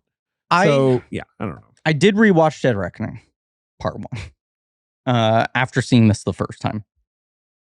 A movie I like quite a bit. It is imperfect, coming off of a couple nearly perfect movies. It's a really fun movie, I fucking by and large. Love it. Yes. And like... There's one sequence in it I wish was better. The nightclub. The nightclub is the one sequence where I'm like, this could be better. You mean the entity's party? And look, I'm not dissing the guy's party planning. Because that's rude. I don't like the Someone's entity. mad he didn't get an invite. Someone didn't get the particle. Macedonia, where are they in that movie? I don't dislike that sequence, but that is it's the just sequence. The one where I'm like, it doesn't look that good. The most COVID affected to me. It feels COVID affected. It also feels kind of like also sort of filled with a bit of ADR and explanation and all that shit, you know. But here's what I like about Elsa's death in that movie. Knowing that it probably came out of necessity of Rebecca Ferguson saying, like, I want an early out on this. Haley Atwell in this movie, in the last movie, she's got stuff going on. In this one, I'm just in the last one. In the last one. In Final Reckoning, I'm like, this is just Elsa. This should just be Elsa. Everything she does saves for the 2 times she picks someone's pocket feels like it's supposed to be an Elsa scene. When she rescues him from the ice, I'm like, this scene makes sense if it's Ethan and Elsa. They don't have the history for this conversation. Any chemistry for these big moments. And once again, she has only been an agent for 2 months. Well, she accepted the choice. I get it. But like, what I like about her arc in the last movie is this is the first time we're seeing someone start the pipeline through this. They've lost any sense of her still learning on the job in this one. She's as qualified as Benji. She's just right. She's just in the team. Part of the team. There's like nothing 2 months. 2 months. 2 months. Like, truly, some of the issues in this movie are immediately solved if that ADR line is 5 years ago. It doesn't solve all the problems, but it makes certain things less galling. The Elsa death, what I like about it is Gabriel kills her, right? He can't save her. He's there crying on the bridge. And then it cuts to all of them in a safe house, sort of standing in silence, mourning. And then they start planning the next mission, right? And I've heard a lot of people be like, this is the most important character. This is the heart of the franchise. Rebecca Ferguson across these 3 movies was like the secret sauce. How is the rest of the movie not existing in the wake of her death? Like, everyone should be so emotionally affected by it. And what I think was a good choice in terms of characterization is they're in silence. And then Haley Atwell, I believe, is the one who breaks it and says something like, I don't think I got her name. Who was she? And Luther kind of explains to her, like, this is our life. We like lose people like this all the time. This is the choice we make. Death is part of the job. Like, I'm worried about Ethan, but also you have to understand, like, this thing you've gotten yourself into is someone dies, and then we go to a safe house and we sit in silence for like 5 minutes and we plan the next mission. We don't get to mourn them. There's no funeral. We don't have human connections. And that makes, for me, her final choice to accept the mission, right, at the end of the film feel more impactful. That's why I think they make her death meaningful in that way, is they're acknowledging these people don't have time to grieve and they have to compartmentalize the notion that they even care about each other and try to move on. Whereas I think they're trying to make the Luther thing more of an emotional thing, but it doesn't work. I want him going Magnolia mode, not because it feels like the depth of that relationship has been written, but because he's literally the only guy who's in every other movie. Absolutely. And it's the He's one a legend. opportunity to acknowledge, like, to let Ethan break and be like, fuck, I do care about this guy more than I ever want to let on, right? And that's why it doesn't need to be some crazy mission death. It's better if he's just fucking dying in a hospital bed and Ethan goes to visit him and he gets the poison pill and that's the final thing. I like him having the pre-recorded message at the end. It feels nice that the movie ends with fucking Luther. The thing is fine. Right. Yeah, sure. But they mishandle the death so much. You're so confused by what's going on with him. Then he's fucking trapped in the catacombs. Then he's flashed back to 2 more times. You just like do not know what is happening. All right. That's true. Well, I of course always know what's happening. I'm so locked into everything. But I feel like you kind of do the Luther thing, you do kind of not know what's happening, or it doesn't fit into the plot very well. And the fact that he made a poison pill out of nowhere, which has not come up before. The last movie is like, he needs to get in the sub to get the thing. And I'm like, I got that. And they're like, he also needs to put Luther's thing into the thing. I'm like, okay. Like, it's another thing who cares? that McQuarrie's usually really good at, of just like, it's one object and this is what they need to do with it. And you're like, it's like 3 to 4 objects. Right. Here. Like it's so simple what the overarching mission is. And this now, as you said, it's like 4 different devices. It's 4 devices. Because it's the key, the thing, the pill, and the help me out here. The 5D. Podkova. No, the drive. the What do you call it? 5D optical 5D drive. Optical drive. And it's 4 And what, pray tell, is the 5th dimension of this drive? I have no idea. Right, cool. friendship. Yeah, you're right. You're right. It's The just friends such a we made along the way. friendly vibe. The impossible mission, friendship. So when does this movie kick off for you then, if you're talking about the first hour being very slow? For me, I feel like what should basically be the cold open of this movie, and the only thing you need to solve is like, how do you get the Luther thing in here? And I have a thought on that, is him being brought in handcuffs in front of Angela Bassett. And them being like, here are the stakes. And him being like, I need you to trust me. And then after that, he says, I need you to get me to this fucking aircraft carrier. George H.W. Bush. Right. And you're like, oh, cool. Tom's going to go fucking Top Gun mode in Mission Impossible. He lands there. He has one intense conversation with Hannah Waddingham. That's the 3rd conversation like this in a row we've heard. It adds nothing to the movie. I think she is good in it, but it doesn't. Nothing. And like, except all of that is just like, wait a second, you're saying you need to be here when this is happening and this is they're again trying to pump us up She with starts like being like, not gonna do it. does. And then Wouldn't be she proud does it. chopping broccoli, which is weird. Right. That's not even good. and then also John Lovitz shows up behind her and goes, I can't believe I'm losing to this lady. You know who was a master of disguise? You know who was. What if Tom Cruise announced, I am stepping down from the Mission Impossible franchise and handing it over to Dana Carvey? I recognize there's only one master of disguise, and it is Dana Carvey. We should shout out, I should say, in the first hour, the only action sequence that there really is the rescue of Paris, where they do masks for a second. Kind of like an afterthought. It's a bit of an afterthought. There are 2 deeply abridged. Oh, right. The fist fight other one, sequences. right. In And the the other one torture- is the torture chamber. the Looney Tunes, like Tom Cruise massacres people off screen. Yeah. But it also, it cuts away like fucking Wet Hot American It's Summer to kind of Joe funny. Latrulio going like, oh my God, Yes. he's doing it. Right. No, what? Master. It's kind of funny. It's kind of funny. And then that becomes the light the fuse moment, right? Where the credits hit. And Ben David, who fucking loves these movies, has And I the love IMF the Light the Fuse moments as much as I'm Same. sure he does. Yes. logo tattooed on his arm. David, Oh, he's doing the thing. David, people have been asking for a photo of this. The double jointed the double jointed stretch. stuff. Okay, thank people you. need to see it. People need to see it. I'll post it shortly. Ben David has the fucking IMF logo on his arm, right? You hear the da kicking in as Ethan goes like, good job surviving it. And they walk off. And he looks at me like this. Like, that's the light the fuse moment. And I'm like, I agree. As much as these movies do not have some like sacred fucking like rule book, sure, I'd say the greatest consistency across all of the movies is the music kicks in after Ethan has done something so fucking awesome. And you're like, I cannot believe he pulled this off. And in this case, what he's done is faked a cyanide pill and then punched a bunch of people off camera, stabbed them in the chest. He killed them. He cleavered them.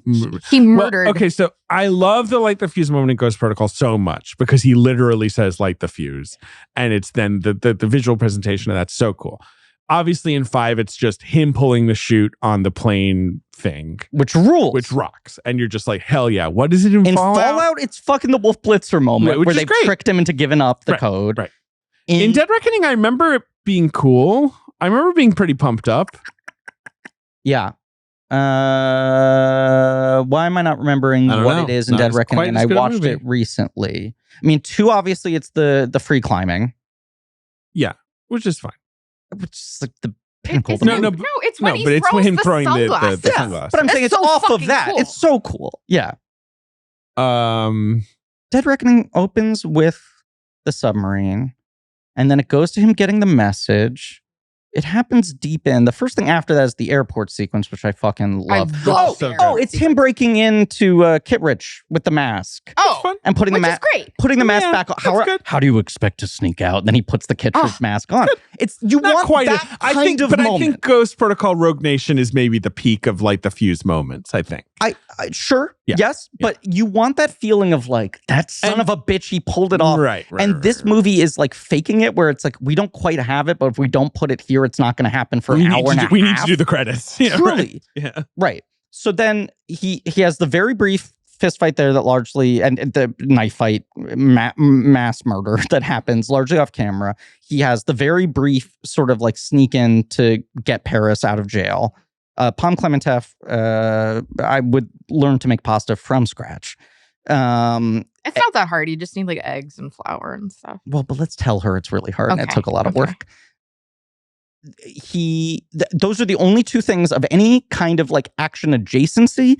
But beyond that, we're also not getting a thing that I think is wholly lacking from this movie, which is one of my favorite things of Mission Impossible, not the stunt sequences, but the sort of like puzzle game, how do we solve this? A million kind of heisty things. We don't have that. anything like Ethan and Benji breaking into the Kremlin with the weird screen. We don't have anything like the airport and who's got the key. Like this sort of those are always my favorite ground level sort of using their smarts. I think kind of shit. Is the problem that the stakes are too high? Yeah.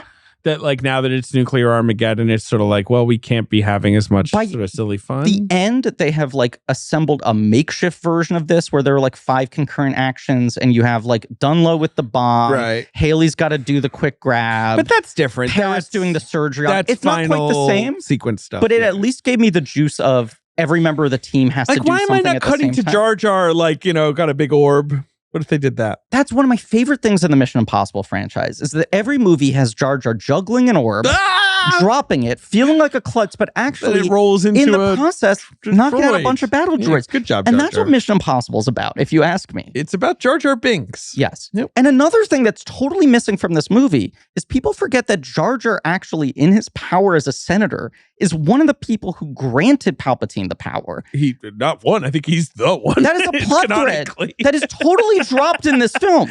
I just am in such a Star Wars mood these days that I'm like, maybe we got to do the prequels again.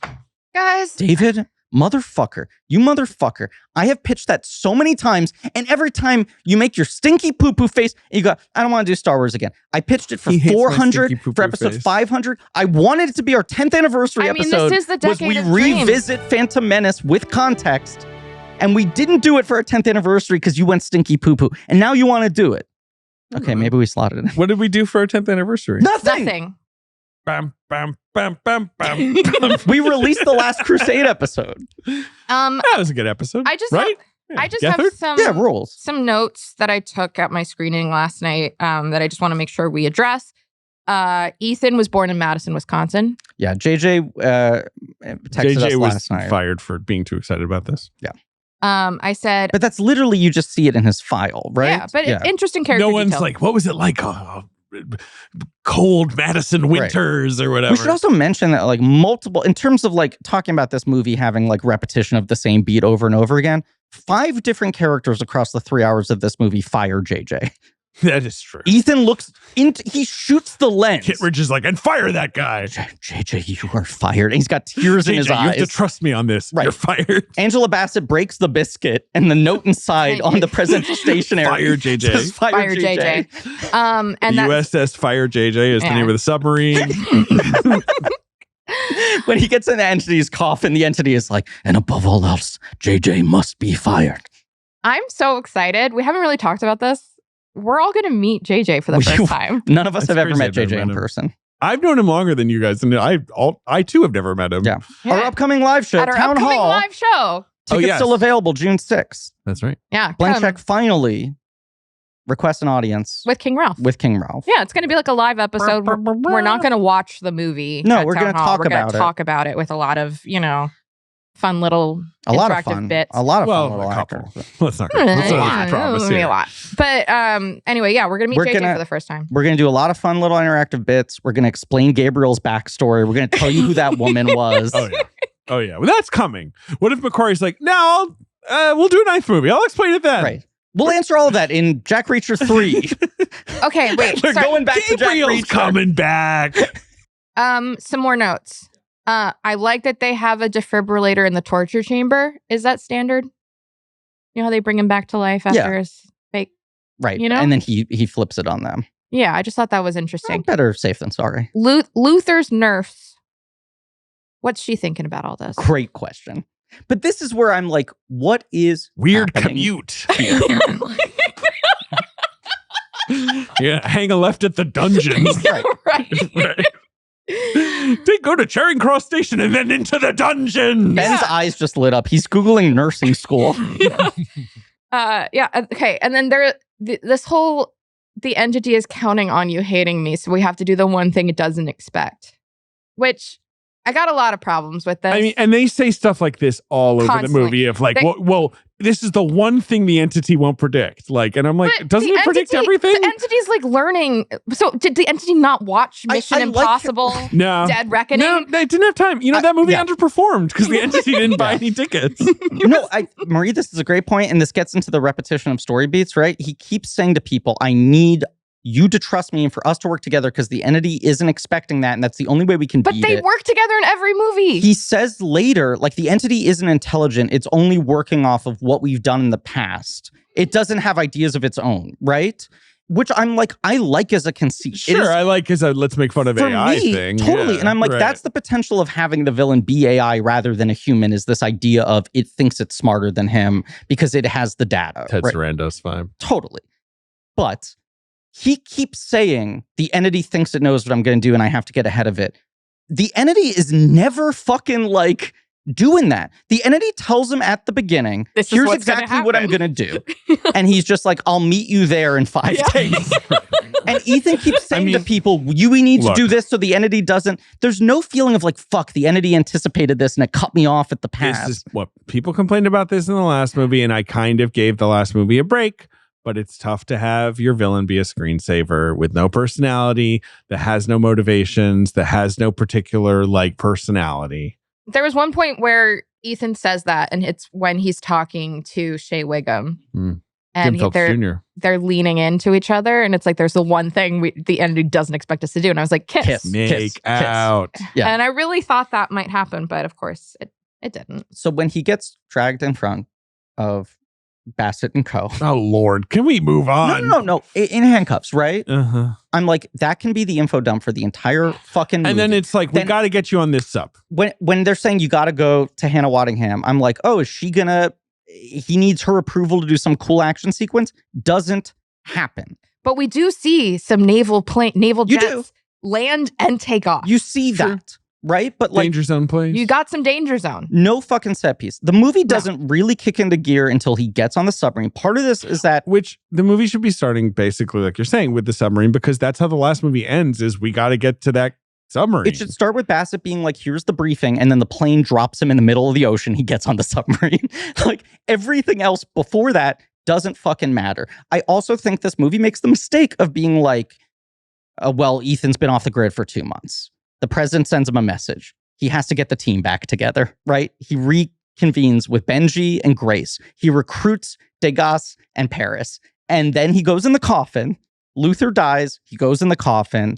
And almost immediately, he's like, guys, I got to go solo. Benji, you lead the team. And I'm like, why doesn't this movie just start with Ethan's been off the grid and Benji's leading the team without him? I think Simon Pegg is very good in this movie. I think he's doing yeoman's work. Watching it the second time, it stood out for me even more. He doesn't really have an arc to play, but what I think he is doing very well is this quiet, man, we have been watching Benji for 20 years. He's evolved. And in this movie, he actually has to lead the team. He's not trying to be Ethan Hunt. He's not trying to be an action hero. But when he's doing the briefings in the plane and shit, I'm like, I buy that this guy who is a fucking tech nerd behind the desk, comic relief character, has the authority to tell people what to do. Right? And like there's a history there and it's good. And I like him with the junior members. I think all of that's fun. Let Ethan just go to the fucking president, go to the submarine. The second he gets in the submarine, the movie starts to have a little juice. It's gay as hell. Oh, love the gay submarine. Everyone in this submarine is good. And Tremel Tillman is like fucking magical. Well, he really in this movie. He's a really great performer, just full stop. But I think he really gets how to bounce off of Tom Cruise in an interesting way, and not to do, God bless Hannah Waddingham, who is a good actor. I like her, but she's more just kind of doing like, I'm a stern authority figure. Right. And instead for him to have this kind of weird personality, yes, which kind of tracks for someone who lives in a sub where they can't ever go outside, and like, where you're like, yeah, these guys are all a little like sort of off kilter. I truly, yesterday in IMAX, 3 of his line deliveries got applause. Yep. Yeah, because he rocked. Both screenings. I mean, that's what he's like in Severance too. Like, it's just where you're just like, what an interesting way to read that line. Totally. You know, like, yeah, and he's so good, and you're just like, I don't need 3 other authority figures being like, I guess I'll trust you. It's so much more fun to just have him give the hard sell to this one guy, and the one guy be like, dude, I was on board the second you broke into the submarine. Like, all right, let's fucking Basically, like, I'm a madman, you're a madman. Yeah. You don't have to sell me on this shit. They match each other's freaks. Right. Like, yeah. Ben David turns to me at one point and goes, I assume this is a bad time to go to the bathroom. And I go, now's actually a great time to go to the bathroom. He thought it was a bad time because it's when Katie O'Brien and the rest of the team is showing him the equipment of the fucking oxygen tank. Oh, this is this. His lungs are going to explode. It's kind of the classic thing where they're like, you can't let this, or this fail. And I'm like, so all those things are going to fail, and right? He was like, so this is important. And I was like, go to the bathroom now. He comes back. One scene later, they're about to launch him out of the submarine, and they basically repeat all of that information again. And I turn to Ben David and I go, everything you missed is being said now. I went to the bathroom during the Hannah Waddingham scene. I'm like, nothing lost here. There's so much shit like this. And then when you get to the submarine rules. If this movie was truly Christopher McQuarrie and Tom Cruise showing up on video and being like, hey, we want to apologize. This one got away from us. We didn't figure out the story. Here are 2 great set pieces. And you literally just showed me the entire submarine sequence and the entire biplane sequence. I would be like, I strongly endorse spending $25 to go see that in IMAX. Like, the movie, those 2 things are so fucking good and top level that this movie cannot be a complete failure because they are executed so well. I found the submarine sequence very interesting. It is very good. Very upsetting. It's quite spooky. I kept thinking about the Titanic submarine people who got well, they got unalived. They did get unalived, but I mean, they got liquefied, right? Like, it's like at least there's no like weird frozen corpses. Right, they got kind of more scanners. Okay, wait. So before we get really into the submarine sequence, I'm going to watch the hell out of that Netflix documentary that's just like cobbling together shit I already know, but just people being like, and then that crazy guy thought he could get in a fucking soup can and like just drop it down with a PlayStation controller. And I'm like, yeah, he did. And did he pay the price? Like those fucking documentaries. Sometimes Netflix will put something on their main carousel like that, where it's like, hey, here's a cup of poison. Do you want it? And I'm like, yeah, I want to drink the poison. Of course I do. Tasty poison. This is going to be horribly made. It's like, it was made in 2 minutes. Right. And also it's like super like morose and creepy that I want to watch this. Right. Why would it's like, but like, it's like me like being like, I need to read a Wikipedia entry about some disaster. Yeah. Which I love. That's like my sweet spot. Anyway, before we get into the underwater pieces, I want to talk about what's happening at the Sosos listening station Oh, good with call. Dunlo. Which is, by the way, another thing where I'm like, if the movie is president, then rest of team arrives at Dunlow's cabin, then Ethan gets dropped off at submarine. I'm like, the first 15 minutes of this movie are hidden. Yeah. I am what's her name? Like Tapilsa or something? I mean, look it up.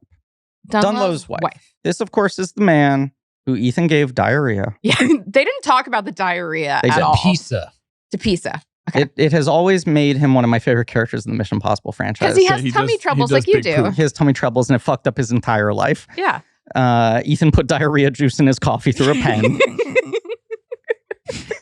Remember they squished the diarrhea juice? Oh, I remember. And it does look a little, you're like, yeah, I don't want that in my coffee. All right. First of all, my cup of coffee is ruined. It's not going to taste good. Second of all, I'm going to shit my brains. I'm going to make my own coffee, if you know what I'm saying. My own hot brew. Anyway, to get the knock list, the infamous Mission Impossible drop. Here is the guy who that movie sets up is going to be fucking reassigned because of and he got reassigned to the Bering Sea, and now he listens for maybe the Titan exploding or whatever. And he did happen to hear when the Sevastopol exploded, so he'll know where it is maybe. But his department is also getting doged. Yeah, it's getting doged. They keep cutting it down. They keep taking equipment away. They never update the systems. He's working on a very analog level. When he's introduced, I was like, okay, is this a little too cute? I was so pleasantly surprised that he's in the rest of the movie. Oh, yeah. I'm like, it is what transcends it being dumb fan service shit, is that you're like, no, we're actually going to make this a real character and a real guy.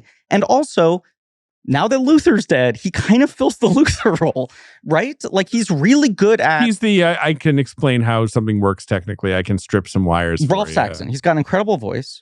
He's done a lot of voiceover work in the last 15 years, I think, especially in video games. And he just clearly has that authority where he can be like, Ethan, there's 2 wires. We must cut them. He's great in this. Cool. Yeah. I mean, I agree. Totally agree. Seems to, he does some theater. He does some, I don't know. He's definitely worked less in recent years. So it's nice for him that he's back. But they got a lot of bookcases in their home. I like their house. A lot. It looks cozy. It looks really sad that cozy. It burns down. Yeah. I was feeling for their house. Their house is really cute. Unfortunately, it's been occupied by Russians. Who's a Russian guy? I like him too. Who's that guy? He's in a lot of stuff. I don't know, but I know his first name is Captain. It's another example, though, of these sort of fun little side supporting guys. Pasha Lynchikov. We like him. We like Trammell. We like Katie O'Brien. All these people are taking an hour to enter, and no one is fun for the first hour of the movie. Like, no new performers are popping for the first hour, period. Yeah, he's in Miami Vice. He's in Crystal Skull. I remember him in Crystal Skull. He's got such a face. He's not the Ants guy. I think he's not the Ants guy, but he's in that. Okay. Right, in that group. Is he the Ants guy? Let me see. I know the Ants guy's name. I'll recognize it. It is not. He's Russian soldier Roosevelt. That guy's name is it's something with a K, I want to say. But Romulan commander in Star Trek. Yeah, he's in the Abrams Star Trek. Do I know him from a TV show? Maybe he's in a lot of TV. I mean, look, he's playing a lot of Yuris and Ivans. Deadwood. He was on 16 episodes of Deadwood as Blazanov. Oh, fuck. That's right. That's a minor character, but he is around. Yeah. Sure. Yeah. Okay. Yeah. So great actor. Love to see him. Yeah, lovely. But there's there's an action sequence here. It's a little, I mean, they have another set of keys. Yeah, that's revealed. Which is kind of late. It's it turns out there are two really annoying deflating reveals. It's the fact that the Russians have a dupe of the cruciform key, so the whole cruciform key thing becomes irrelevant. And the other thing is that Dunlo, halfway through, him and Benji trying to put together a drive, he's like, "Yeah, so by the way, I can just give you the coordinates. I have it memorized. But it's fine. But yet, Rolf Saxon nails the delivery of the coordinates. And what does he say? He says down to the centimeter. No. Yeah. Down to the last square meter. Yeah. Yes. That's another thing I love in Mission Impossible movies is just a really good character actor saying something with such importance. Down to the square meter. There was another line in this sequence that made me laugh the second time I saw the movie, where Haley Atwell is trying to talk to the Russians like Yeah, she's as trying to be like, humans. right, like, can we, let's forget the sides that but she goes, forget about us being Americans and you being Russians. We're just humans. And I'm like, girl, you and Simon Pegg are British. Yes. Like, Paris is True. French. British as hell. So why are we saying that we're American? Right. You should be like, hey, by the way, fuck America. None of us like we're America. We're not here for America, man. Right, true, America. But he's got his good joke where she's like trying to appeal to like your family, like the world's I have no family. not even dog. Not even dog. I'm obviously horny as hell for Palm, but I do like what they do with her character in this movie, which is like none of these movies in their team have had a wild card. And I like that they're sort of like, she's part of the team and everyone kind of doesn't trust her. She's drinking all the time. Yep.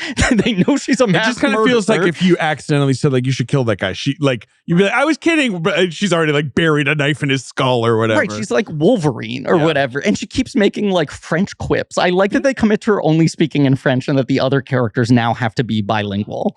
But right, what's happening, right, if it's like those guys are at the cabin trying to get the coordinates because Ethan is under the water with the sub and he needs, like, they need to know where to find him. The signals need to match up and they're basically like, we're about to enter his dark zone where we won't be able to send a signal. If we don't send you out now, we never will. Whatever. And like, your team needs to be able to find you in order to save you from the other side of the ice. But what's so cool about Ethan in the sub is that there's no dialogue. It's scary. It feels like a swerve for the series. Yes. It feels like it's to like not have 15 minutes long. It's so long to and not have like Peg, Benji being like, cross-cutting. You got to go to level 3. Nothing. And you're watching it, and it is like every single shot. You're like, how did people not die doing this? I was like holding my breath. Not just crews on camera, but like, how did no crew people die doing anytime this? The thing that really got me was when the nukes would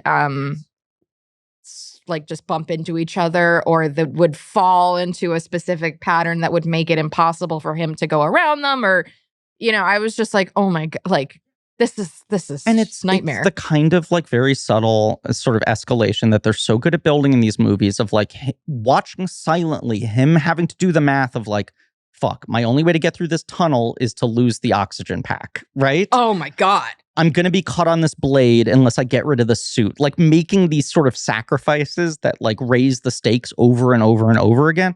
It's so good. I kept thinking of the fucking Soderbergh quote that I'm going to paraphrase about watching Mad Max Fury Road, where he's like, my whole life is trying to figure out, thinking about how to stage sequences. And if you asked me to do one sequence in that movie, I would put a gun in my mouth.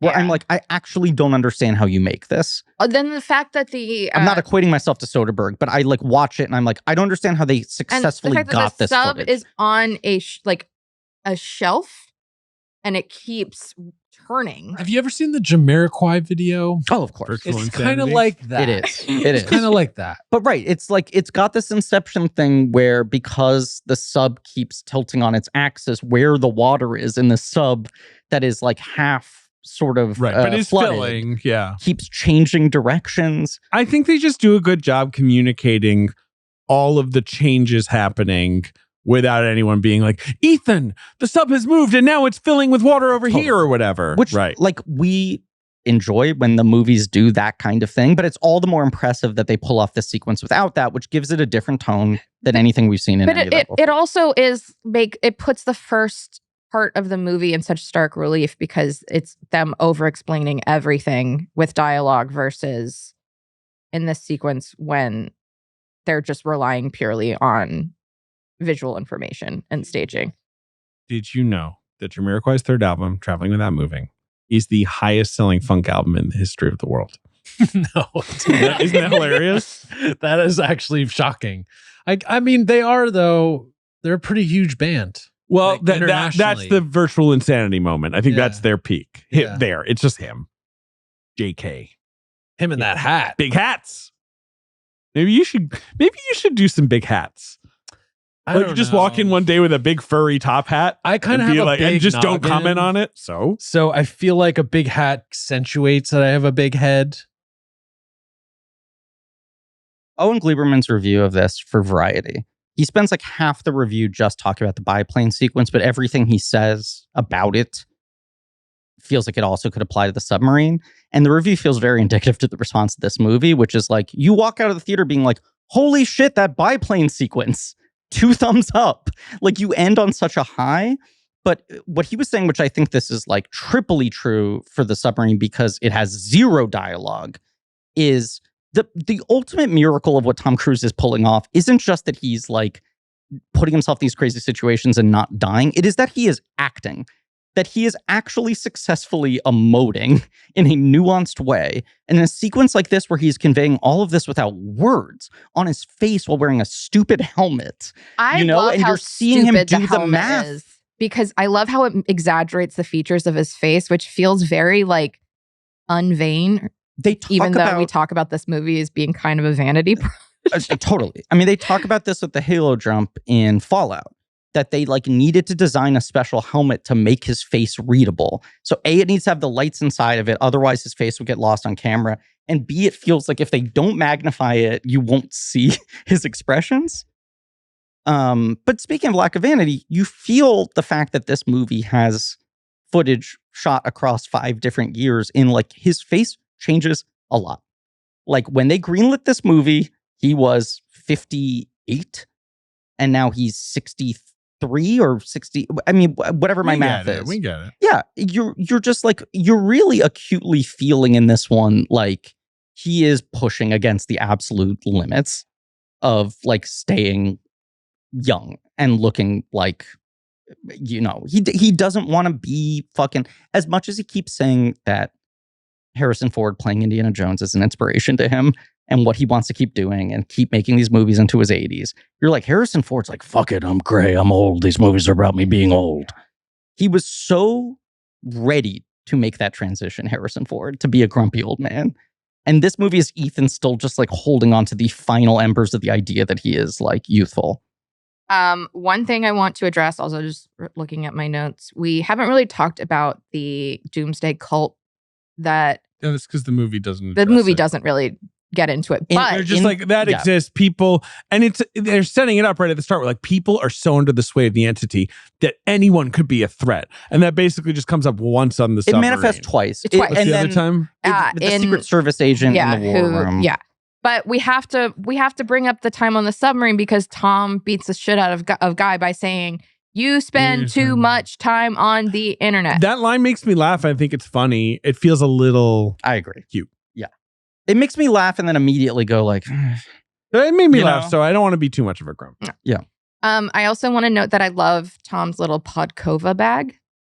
Oh, sure. He's got a little Podkova sack. He got a little Podkova sack. I like how he has to like take the little Podkova out and put it in the little plastic bag and zip it up and carry it with him and make sure he doesn't drop it. I'm like, oh, that's cute. I really think the subsequence is great. I wanted a giant octopus. Sure. That's so true. Playing drums. That's just one of those things where it's like it's been buried at the bottom of the ocean. Right. And there should be a big creature inside. We're going to Atlantis. There needs to be like, well, you know those angler fishes, the ones that got like the big scary teeth that has the light? Yes. Yeah. Oh my God, that's a great call. But we might not be deep enough in the ocean. This was another thing that was confusing me because I'm like, he can't physically be down that deep. No, it's on a cliff. But it's on a shelf. Close. So it's pretty close too. But also, if it's that close, how come no one could find it? Totally. No one was looking. That's another thing. No, everyone was looking. The last movie ends with Ethan having both parts of the key and being like, I'm going to the submarine. I know where the submarine is. And the final shot is the submarine. And you're like, he's going straight there. It takes him 90 minutes to get there in this movie. Actually, wait, sorry, guys. I can't. I don't have the coordinates. What am I talking about? Forgot everything. And right. And like after the submarine, he exits. They heal him in the puffy tent. Haley Atwell has this very odd sexually charged scene with very him. Booby, where she's also, well, not to humana, but this is a movie that features like 3 of the most beautiful women on the planet, in my humble opinion. There is the shot of her rescuing him that is framed as her bosom coming into frame first. Can we? That did get me a little hot and bothered. Well, I was just rewatching my favorite scene from Mission Impossible 2, which is when I guess it's when Tom and Tandy meet for the first time, where they're in the bathtub together when she's doing the heist. I know the scene you're talking about. And there's a shot where it's from like her perspective. She's on top of him and he's in the bathtub like this with his like arms behind his head. But you see her tits in the foreground. like, so they populate, like her cleavage populates the bottom half of the frame, which I'm like, oh, that's a really funny shot. Right. Crazy shot. I mean, this is Tom in like fetal position, and you're like, oh, he's got the bends, he's dying, no one's gonna rescue him, and then in slow motion, boobs lower down. Well, in the tank top, she's a good-looking lady. So she is a good. I was talking about this with my husband yesterday. Wow, humble brag. Yeah, you guys have conversation. We talk. We're married. We see Mission Impossible. Good together. lines of communication. Must be nice. The decision to make Ethan asexual, that happens when? After Michelle Monaghan. Basically. Yeah, I mean, he's too horny, and I think no one really it's an over. Oh, I did. I love how horny he is in that movie. But that is the divorce It doesn't movie. work for me. Right. That is the post-divorce movie, and it's also like the my take on Mission Impossible 2 has always been that guy's having a mental breakdown over the death of his team, and he's like, I'm so good. Look at how cool I am. I grew my hair out. I have sunglasses. I'm listening to Limp fucking Biscuit. I actually like being alone. And then in 3, it's like he's gonna settle down. He's met a nice lady. They're gonna get married. Team. He's working. And then with 4 people is like he's not allowed to love. Right. He can only look at her from afar. You know. Like, and that's but don't they also introduce like a bit of a Paula? Like, isn't Paula Patton is mourning her dead love in the same way that he is until you realize Paula that he's had to give her. She only got eyes for Sawyer from Lost. Right. Yeah. I think Paula Patton is a misdirect of. But then they're both great. He has frisson with Ilsa. Yeah, frisson. But that's the whole Elsa thing that I love is that you're like, part of this is almost them recognizing, I get you, and both of us know we could never actually be with another person. That it's sort of just like the creative juice of being like, fuck, we're the same. But then like we talked about this when Haley Atwell was introduced in the last movie, where we were like, there's got to be something more. I thought she was going to be his daughter. Yes. Especially whose daughter? I thought Haley Atwell was going to be Ethan's daughter because of how much they were hiding her name in the previous movie. Ethan's daughter? Yes. With who? With Marie. With the me. dead lady. Barty? Yes, with me, my child. Yeah. But I know she the math died. doesn't totally work out that Marie is Haley Atwell's mother. Yes, but you know what? It doesn't completely line up. This franchise is all about impossible. Oh, but that would have stunk. Well, no, it would have been really stupid. But it's like, okay, so she's not his love interest. He's treating her as more of a like mentor-mentee sort of thing. But then also you have these scenes in this movie where they are like cuddling in bed, but also he just doesn't kiss her. This is McQuarrie backfire stuff, right? He talks so much about like, we shot a lot of scenes with Marie. She had her own character poster, and then we decided to save that stuff for the second movie. You'll get a lot of answers on her. Well, and the idea of Gabriel being a guy from Ethan's past is irrelevant in this movie. Gabriel could be anyone. He could be a new character. I'm willing to believe that they did film stuff and they did have stuff planned, and that everyone kind of came to their sense and was like, I don't think anyone cares enough. And the way these movies are made, this movie's overstuffed. The way these movies are made, it's not even like, oh, they filmed a bunch of stuff and cut it out. It's that they probably shot 3 different versions of them and then used none of them. Like, people asking why this movie cost $400 million and saying like, but it doesn't even have CGI characters. Like, how could it cost this much? The answer is that the amount of stuff that is not on screen is mind-boggling. Not just the alternate versions and possibly entire action sequences that were cut out wholesale. There's like paparazzi footage of stunts shot in major cities over the last 5 years that there are not elements of in either of these last two movies. It might have been, it was either the biplane sequence in this movie or it was like the helicopter chase with Henry Cavill. It's what opens the GQ article that just came out where they talk about how they shot. It's the Cavill helicopter. They shot 80 hours of footage of that stunt, and it is 12 minutes in the movie. Right.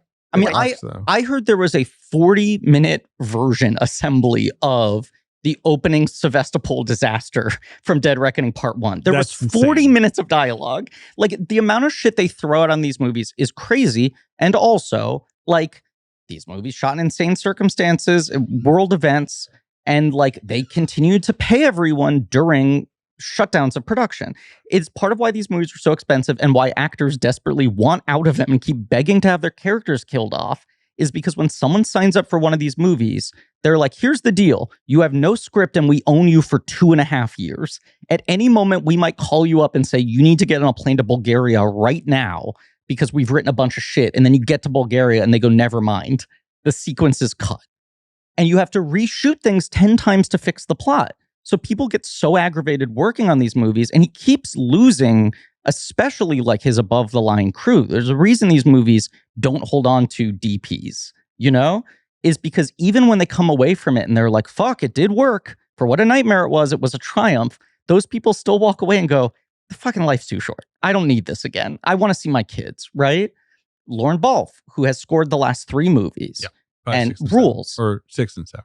I think 5, 6, and 7. No, he didn't do 5. He did Rogue Nation. No, he didn't. Who did Rogue Nation? Joe Kramer. Really? Yeah, I listen to it all the time. It rocks. Wild. That's that the is a reason I great know. score. Joe Kramer was the guy who did Way of the Gun, Jack Reacher. He was McQuarrie's original guy, he did and the the last Rogue Nation score rocks. He was announced as doing the score for this one. His name was taken off the movie. Although he has like a score consultant credit or something. His name was taken off the movie 8 weeks ago. There is a weird credit in this film that's something akin to like score produced by, and it is 2 of like Lauren Balfe's associates who usually help him on his work, but it doesn't even have a traditional like composer or score by credit. It is very clear that they were changing stuff so much and needed so much new material and redoing it that at a certain point he walked away. That's wild considering he's such a workhorse. Totally. Yeah. And that's like a post-production job. Like, and there's stuff like the submarine sequence that plays out silently that doesn't have any underscoring, which on top of the lack of dialogue, I think lends it this weird power. It does work. The rest of the movie is like largely overscored, and you feel that they did not have time to develop new themes. And they're just like, we need another version of the Schifrin score, right? To your point of there should be an octopus, as much as I like the silence of the submarine. And let's speak back to that point. Right. I do kind of wish that when he's in the submarine, perhaps it's Neptune, god of the sea. Here's my pitch. Oh shit, Manta Ray. Manta. Those things are big. Oh, I was thinking of the guy from I was thinking Black of Manta. Aquaman. Oh, sorry. That's Black cool Manta. too. Right. Yeah, but a Manta Ray, just a huge one. Just a big one. Manta. You can't fail with this. It just my flies pitch. at Tom Cruise. He's like, that's it. First half of the Sevastopol, dead Yeah. silence, right? No dialogue, no music. Right. Then Second half. As things are getting wacky racist worse theme. and things are tilting, right? And it's like, oh man, how could this situation become even deadlier? You hear a little. Oh no, there's a hot crustacean band. Oh, Sebastian's there. But they're all wearing puffer coats. They're under the sea, Right. wailing. Right. And they're telling him to stay down there, and it maybe tempts him. He's like, maybe it is better down where it's wet. Right, and they have Mermaid Marie, the ghost of his dead girlfriend. No, Sure. me. Yes. Oh, yeah. I'm sorry. Literally me. Yeah. Yes. These are the kind of story decisions I don't understand why they abandoned in this film. The mermaid. Hot crustacean band, Mermaid Marie. Look, it's actually Marie. Al Once Marie. he's out, this is what I was trying to do. It's like, okay, everyone's united. All the devices have They're been on the recovered. plane. We're going to South Africa. There is one clear plan there's- for the rest of the There's movie. a magic, like, Doomsday digital vault. tomb Yes. that the entity wants to go inside. We have to put it there. I think the movie is basically good from this moment on. There It's are very a little exciting. gripes, bits and pieces of gripes I have, but it basically works from this moment on in like just giving me the basics of what my lizard brain wants from a Mission Impossible movie. Can I tell you my favorite part of the last sequence of the movie? It's not part of the IMF cruise stuff. It's from the Mount Weather, Virginia Crisis Command Center. The failsafe. Or no. They have to come up with an American city to Yes. sacrifice. Have you ever seen Failsafe, the Lumet movie? No. This feels In like Failsafe, they nuke New York essentially as an apology for accidentally. Well, I'm spoiling Failsafe. little. As an apology for accidentally nuking Moscow. It Wait, feels- so something as big as New York? Because In Failsafe, in it's Failsafe, They it is don't literally New York. they don't tell you what Yeah. it is. It's They just were Houston. like, let's just be honest, it was Houston. well, my guess was Phoenix. I was going to Sure. say Columbus. I think Phoenix, everyone would be like, okay. It is Yeah. funny that the line of dialogue is, President, do we have your approval to do the thing to the city that you chose. Yeah. They go out of their way to, they're like, she chose something off screen in between cuts. And they're repeating it back to her while not saying the name of the city. That city that you selected. Which I'm like, such a funny choice. Fail safe, it is literally New York, and it's the same kind of thing of like, we will be seen as hostile and blamed for this if we don't make ourselves look like we were also part of the attack, and the president has to make that kind of decision. It's a fucking awesome movie. I also feel like the way those scenes are staged from the moment they proposed this idea, shot and edited, feels very like much referencing. Sure, I'm sure it is. The Lumet sort of like classic close-up. Are they really sweaty in Failsafe? Because I like how sweaty they are. Failsafe has the fucking 12 Angry Men thing where you're like, these are the most exciting close-ups I've ever seen in my life of people discussing and shit. It's got that, but there is something kind of silly about the sort of like cut to Offerman, cut to McElhaney, where I'm like, yeah, these aren't characters. Like, no, and also, so I don't really. I mean, whatever. Make I'm me care about complaining, and I feel like I'm being right. Only one cube-headed man. Right. Pick. Like I'm complaining and I feel like I'm being a grumpy guts because I was very involved for basically all this movie, but especially the latter half. I'm sitting next to you. You're biting your nails. You're leaning shifting forward. around. You're eating a hot dog. I do. The submarine and biplane. And then I rolled right from there to Planet Hollywood. True. He had a biplane of hot dogs. Planet Hollywood coming soon to different feed. Those are the two sequences I saw you lean in. And when they got to the fail-safe stuff, we looked at each other and we were like, this is kind of fun. Fail-safe. This is kind of fun, the fail-safe thing. But it was taking a while. It takes a bit of a time. But no, I basically like all this. The biplane stuff, what can you say? It's crazy. If you read the Zach Baron story, it's the classic, like, Tom met with, like, wing walkers where he's like, I want to, like, hang between the wings and, like, be in 0G. And, like, and they were like, that's not possible. And he was like, find me more wing walkers to talk to. Tell someone who tells me it is possible, right? Like, and you're like, Tom, you're so crazy. One of my favorite parts. How low to the ground it is so. That's what scared me. The most. When we were at the Museum of the Moving Image exhibit, there is a like digital biography of Tom Cruise. Yes. Tom Cruise that you can swipe through. That's you can like sort of like touch screen, open the fact file on Tom Cruise, and Marie turns to me and she's like, how are they going to describe Tom Cruise as if this is like you reading this fact file is your first exposure to the guy? It is like there's like one page about his like movie career. And then the remainder of it is all about the different certifications he has and crazy shit. The specific planes that he's licensed to fly, his free diving training, the fact that he's one of only 36 civilians made an honorary naval aviator. And there is absolutely nothing about his personal life. They have like a 10 plus minute straight to camera interview with Tom Cruise in some undisclosed screening room that plays in a corner of the Museum of the Moving Image exhibit that they said was basically shot just for this. Yes. And he keeps saying stuff like, when I'm not making movies, I'm like learning things that I can apply to movies later, right? You're like, this guy, and I know when we talk about him this way, people are like, why do the Blank Check team love to fucking sanctify Tom Cruise and make him a deity? I think what we find interesting is like the balance between how admirable it is and how sad and broken it so belies him being. That there's nothing else. And like he has, some other interview I saw with him recently, and obviously like post fucking Couch Jump, every interview he does is so controlled. He has like the number of anecdotes that he wants to say, and he only wants to talk about the process. I've felt him being a little more vulnerable in this, obviously within guardrails. There was some interview where they were talking about like, so you just like live for this stuff. You love it. Like you're there every day. And like this idea we have of like Tom Cruise gets a rush from the things that everyone else would be terrified by. And they're talking about the biplane sequence. And he was like, I remember one day we woke up and we were supposed to film like our 10th consecutive day on the biplanes. And I saw that it was raining. And the interviewer's like, oh, and you're Tom Cruise. You must have been so angry. You must have been like, let's go out in the rain anyway. And he was like, no, I was like, oh, thank God. I need a day off from this. Now, then, of course, he immediately filters it into a Tom Cruise way of like, I'm not going to be able to do 10 more days unless I give my body one day to recharge. He wasn't like, I'm going to lounge on the couch and like fucking watch Young Sheldon. Maybe he does. Maybe. But he was admitting like, no, of course I'm a human being and I'm getting to a point where I'm not invincible. But yet, what else is going on in this guy's life? And like, I feel like Rebecca Ferguson, there's an interview that's circulating around recently that we posted in our group chat where she's just sort of like, when we had days off, he would just like go to set. Right. And like he likes prep being stuff. in movies. And when like the movies got shut down because of like COVID and the strikes, it didn't feel like it was just this feeling of like, I have to save the industry. It was, I don't know what I'm doing if productions aren't happening.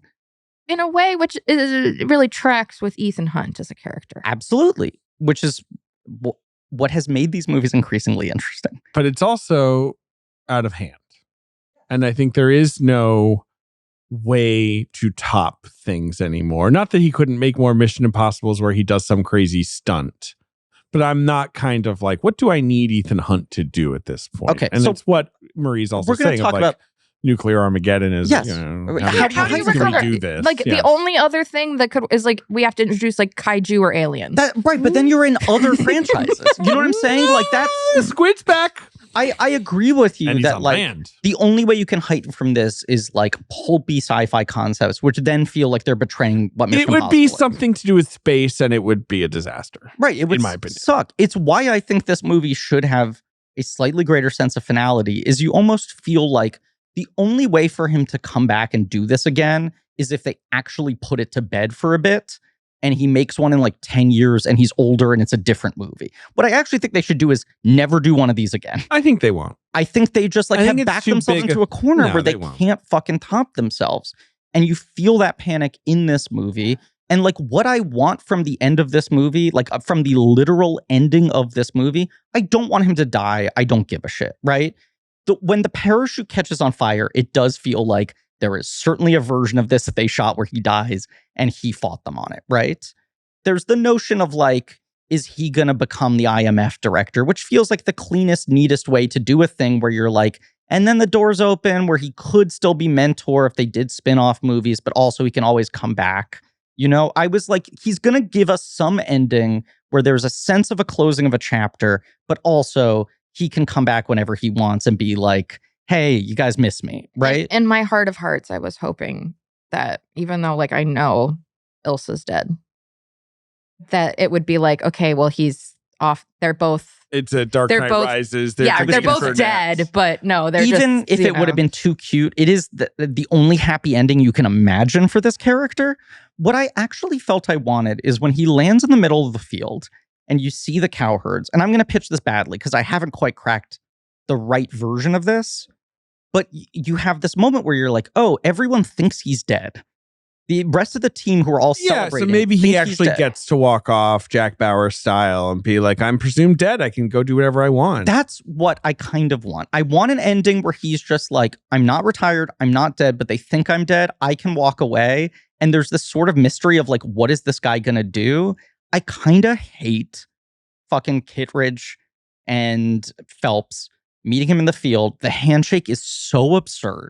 This sort of like, hey, I love you, man moment. He Where did Phelps save the world. Yeah, but Phelps points a gun at him, then turns the gun around, turns it into a handshake. And it's then the, it becomes it's the a bro predator. shake. It's the predator bro Then shake. it's like a pat on the back. Hey, you're Yeah. all right by me. Yeah, it's a It little is silly. another example of like, it's 3 beats in one. You could get away with one of these. The audience starts laughing at how overstated it is. Yeah. He hands the Podkova to Kittredge, who seemingly thinks that that is what the entity is stored in, but it's busted and it's burnt.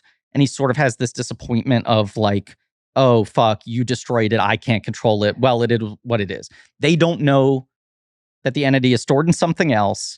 5D optical drive. And then it's like we cut to London and all of them meet there and give each other a nod. And Haley Atwell opens a case and the drive's in there and she hands it to him. The thing that he says he doesn't want. Like, I like that in that scene where she saves him, he's just like, I'm not God. No one should have this. It should be destroyed.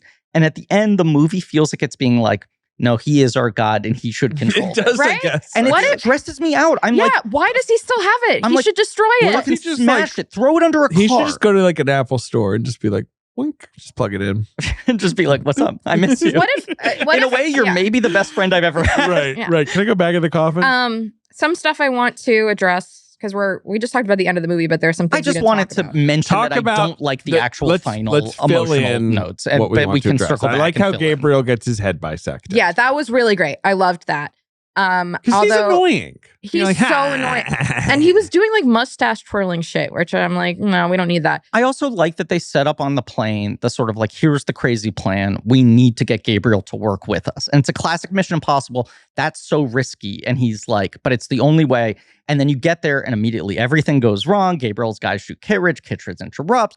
All this shit. And you're like, now the difficult plan they had outlined for us. Even crazier and harder. We've got another bomb that needs to be defused.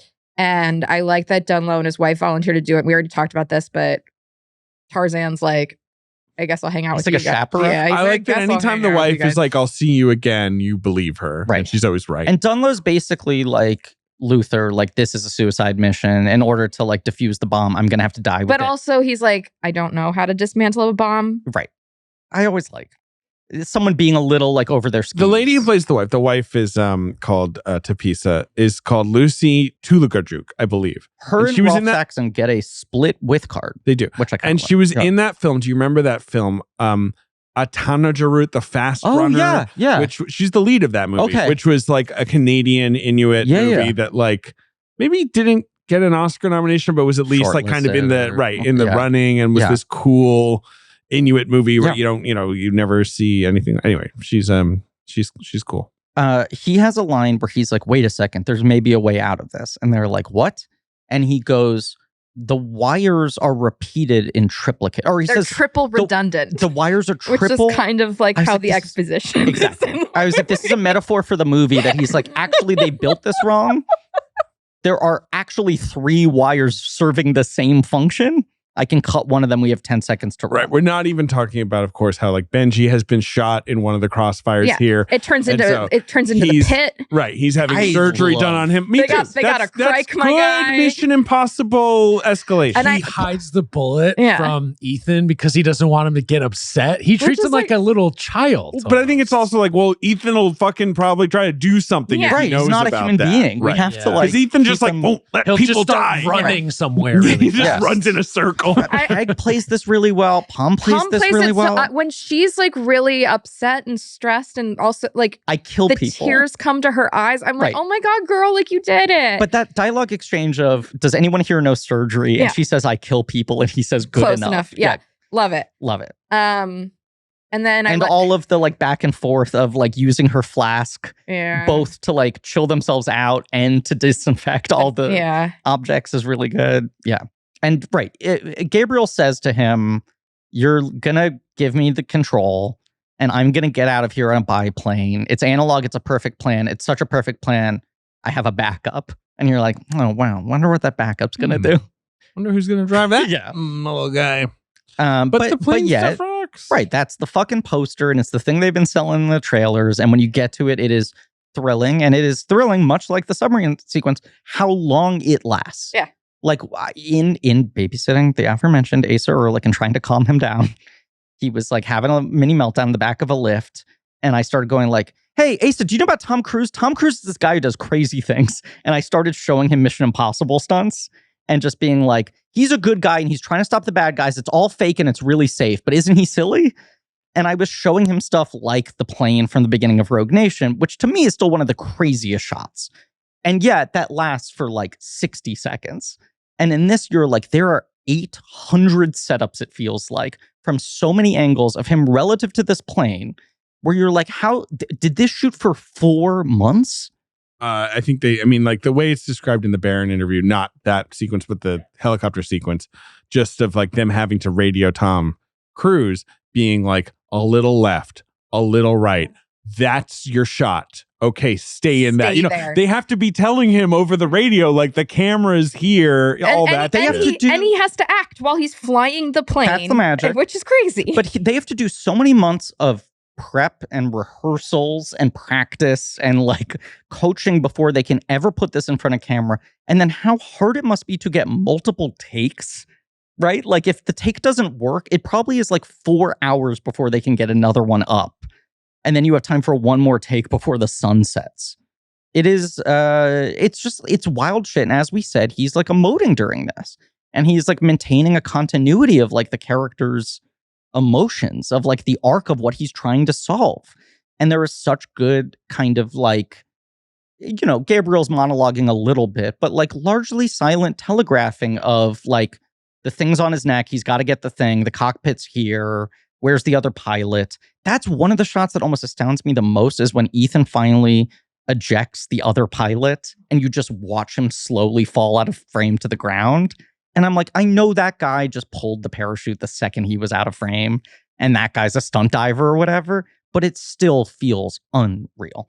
My favorite is always going to be the Burj Khalifa. It's my favorite. Here's the gripe. Saw it in IMAX. Our friends, the Doughboys, have been doing a Mission Impossible series. And they were talking about how Burj Khalifa in IMAX is the greatest shit in the world. And there is a sanctity to it of it. They don't even try to replicate it, the aspect ratio thing on home video or streaming releases, because that thing only works if you have this crazy tall screen and suddenly the world of the movie goes like, and it expands in a way you can't imagine. You see shots of the Burj Khalifa in this. I'm seeing the movie in IMAX. I'm like, why aren't you showing me this IMAX footage? If you're going to do 8,000 flashbacks, at least give me the flashbacks in IMAX because I'm seeing sequences that I know. I wonder if there's an interesting technical reason. Possibly. For that. Yeah. Or like this movie was finished 5 minutes before they had to deliver Probably. it. Yeah. But I was like, man, this would have been my chance to see 2 seconds of the Burj Khalifa. You know, again. These movies went very digital with the last one, and McQuarrie explains why at length at Empire Magazine. You pay $50, you can hear him say it or whatever it is, right? You have to pay money now, and it's probably partly because it's so insane how they make them or whatever. But I do miss the look of the earlier movies. Well, yeah, these two basically had to be digital largely because of the pandemic. And just workflows becoming so much more complicated and longer. Do you folks know what they did with Final Destination Bloodlines in IMAX? No, I saw it at the Alamo. It is the only time I can think of where the filmmakers have used the aspect ratio change as a deliberate storytelling tool with rules that they do not break. I saw it in IMAX Hunger and Games I don't does even... that, but go on. What does Hunger Games do? In Hunger Games Catching Fire, when she enters the arena, it switches to IMAX. Oh, that's and cool. it is one when of she's the in the coolest elevator, uses of it's really IMAX cool. I've ever seen. I didn't see any of those What in is the IMAX. thing in Bloodlines? I saw it in IMAX. I don't remember. Every time death is present, the screen slowly... That nasty guy, Death? Slowly grows. Isn't the best part in Bloodlines when the grandma's like yelling at Death, like, I see you! Yeah. Like, but it's so good. They don't do the like hard cut No, thing. that rocks. They do the very expansion. slowly Yeah, it's fun. grows, and it's usually coupled with a camera move and the score going a little off. Look, and so you're those guys like, who made the Kim Possible Disney Channel movie or whatever, they popped off. My favorite contestants on the Lot, I referred to them as the Jennifer Hudson of On the Lot, where when they got eliminated, it was like, what the fuck is this show? And I'm the only person who was still watching that show at that point. And it is so satisfying to see them make good. You have not seen this movie yet, Ben? No. Final Destination Bloodlines is... You're going to love it. I was kind of shocked that you guys were like so hyped on it. It is so fucking good. And it also pulls off some of the shit that like fucking Final Reckoning's trying to do of tying back to previous movies in a way that is really smart and doesn't feel fan servicey. Feels like deepening. Like on paper, I have no problem with the idea of making the Rabbit's Foot the like origin of the entity, because the Rabbit's Foot thing is still so annoying and is brought up all the time as JJ being way too cute and in your face about the MacGuffin thing. It doesn't actually matter. Right. In a way where I'm like, I get that it doesn't matter, but the second that you're making jokes about the fact that it doesn't matter, you're telling me to not take your movie seriously. You're like saying like, and by the way, this is all fucking bullshit. Where I'm like, I'm into you retconning the Rabbit's Foot to have been something so that feels less galling and glib. But too much going on in this movie.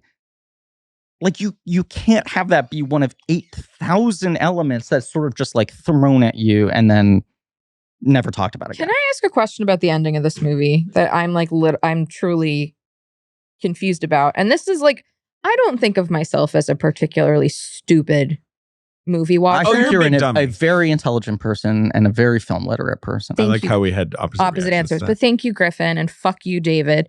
You know, Marie and I are very close. Yeah. Our desks are close together and our birthdays are are really close. Yeah, so we're really similar. Go on. We're both the same age as the Look Who's Talking baby. Hey, do Do you know that Marie and You I... guys both just looked at me like I was supposed to go like, whoa! Do you know that Marie and I are really close to Mikey, baby Mikey? What a dream. Yeah. And his desk is in between the two of ours. And his birthday Are you is- guess having like a mental episode right It's called friendship, David. Try it sometime. now? Okay. But okay, the plan to defeat the entity. Does cyberspace go offline? Marie, you are not stupid. This is a move. This is a thing the movie does. Multiple critics asked me this as like after the movie screened, where they're like, "Wait, so does cyberspace go away or not? Because everything seems fine." The final sequence basically But no is- one has iPhones. No. Okay. The final sequence is Cool. centered around... Like if cyberspace, like if like the internet went away, like that, I think that would be fairly bad because like a lot of stuff is sort of like tied to that. Right. Right. Yeah, including friggin' podcasts. We'd be fucked. We'd be fucked. Let's get the entity. We have to plug it back in. There's just one podcast that it's just the entity going like, wah, wah, wah, wah, like. The entity would have a Today's great... episode is brought to you by Manscaped. Promo code entity. I feel like the entity already kind of seems like a podcaster. Yeah, well, and he has very, very, very aromatic balls thanks to his Manscaped wipes or whatever. That you're always just like, oh, yeah, shaving cream, deodorant, and you're like, 50 ball wipes. Yeah, crop duster.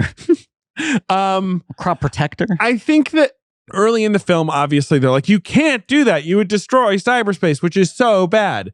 And at the end of the movie, it's either just like, no, that didn't happen because of what they did. They did it right. Because it's basically this underground archive in Africa that controls all of the information of the internet, which is why it's protected. No, but it's only the things that someone It's like a chooses to library of save. It's like a Congress. backup. Yeah. It's like a big backup. It's Right. like a big zip drive. Right. Remember those? Right. But that if the entity gets in there, he'll have access to everything. So I mean, this is the whole final setup of it that I do find effective, where it's like, they need Haley Atwell because the difference between a good pickpocket and a great pickpocket's a blink of an eye. And basically, if she That's pulls her it, doing it. she pulls it a millisecond too early. It won't work. They don't capture the entity. And I was worried that she wasn't going to do it. Me right? too. I thought I she was still going to fuck find it it up. satisfying. It's satisfying. The shot of her doing the yank. It's cool. Got me both It's times. great. But again, I'm like, I kind of would have liked it if he killed cyberspace. Because then that would have felt like, okay, well, we're done. I wanted to see him fight Welcome the to entity, society. like fist fight. Yeah, I think we needed a lawnmower man style. Like he's like, wow, Like he wow, comes wow, out and yeah. materializes. Superman He's like a 2 big it has a version of that where the And evil it works computer turns it into a lady. Perfectly. Yes. It's three. Superman 3. Oh, I'm sorry, you're right. But you want that. Yeah. Yeah, I do. Yeah, I mean, as I was watching the final scene, I'm like, okay, so we did like a hard reset on tech. No one in Trafalgar Square is looking at their iPhones. They're just people living in the moment. You know what? And And that's I all li- we want. And I that's was all like, Ethan wants. you know what? That's so nice. I vastly prefer the greatest ending of recent memory, which is Ready Player One, where they're like, you can have your phones, but can you take like 1 to 2 days off a week? And everyone's like, okay. Excuse me. The greatest moment in the ending in recent memory is fucking Bloodlines.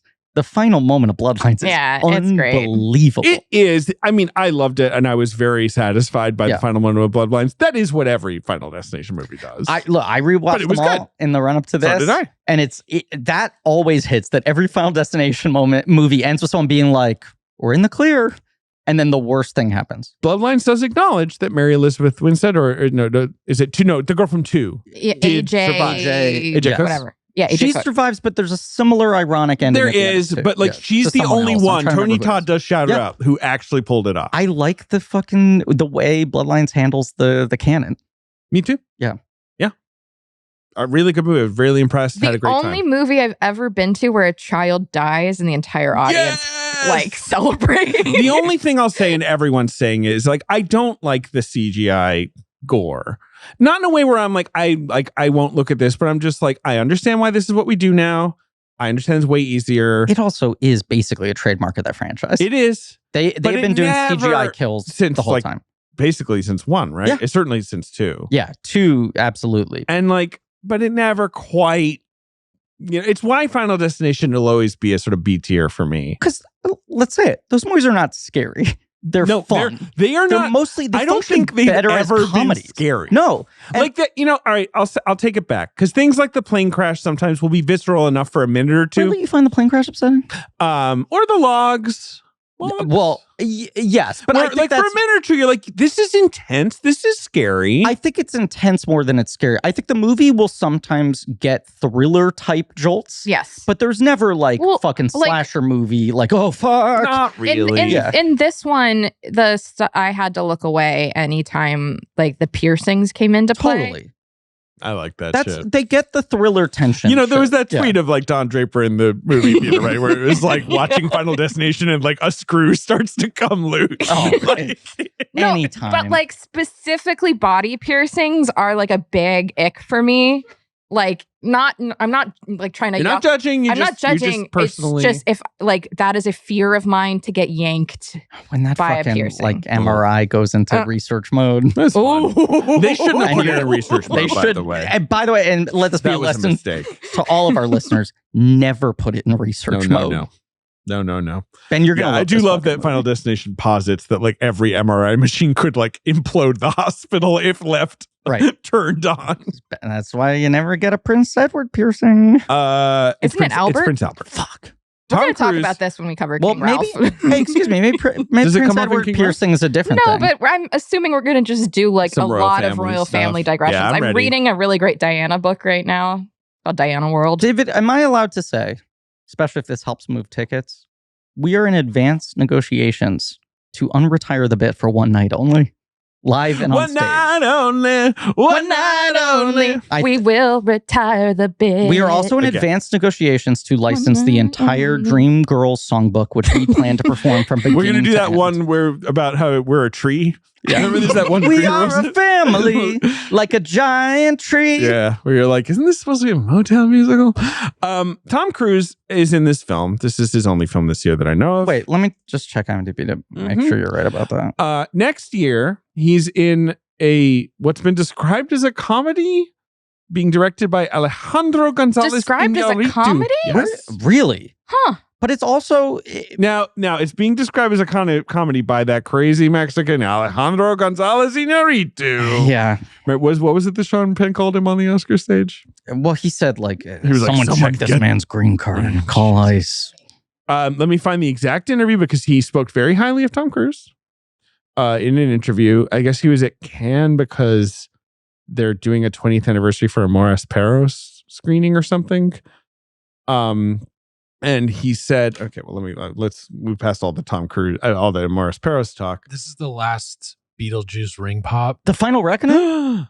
I'm so glad. We need to get some proper snacks now. I know. Costco. Is it okay if I have it? Yeah, of course. I just want to make sure. He says, this is what he says. Hey, Ben, how are you going to fit that ring pop on your hand when you got a fucking wedding ring on there already? One night only. I don't Producer Ben is married.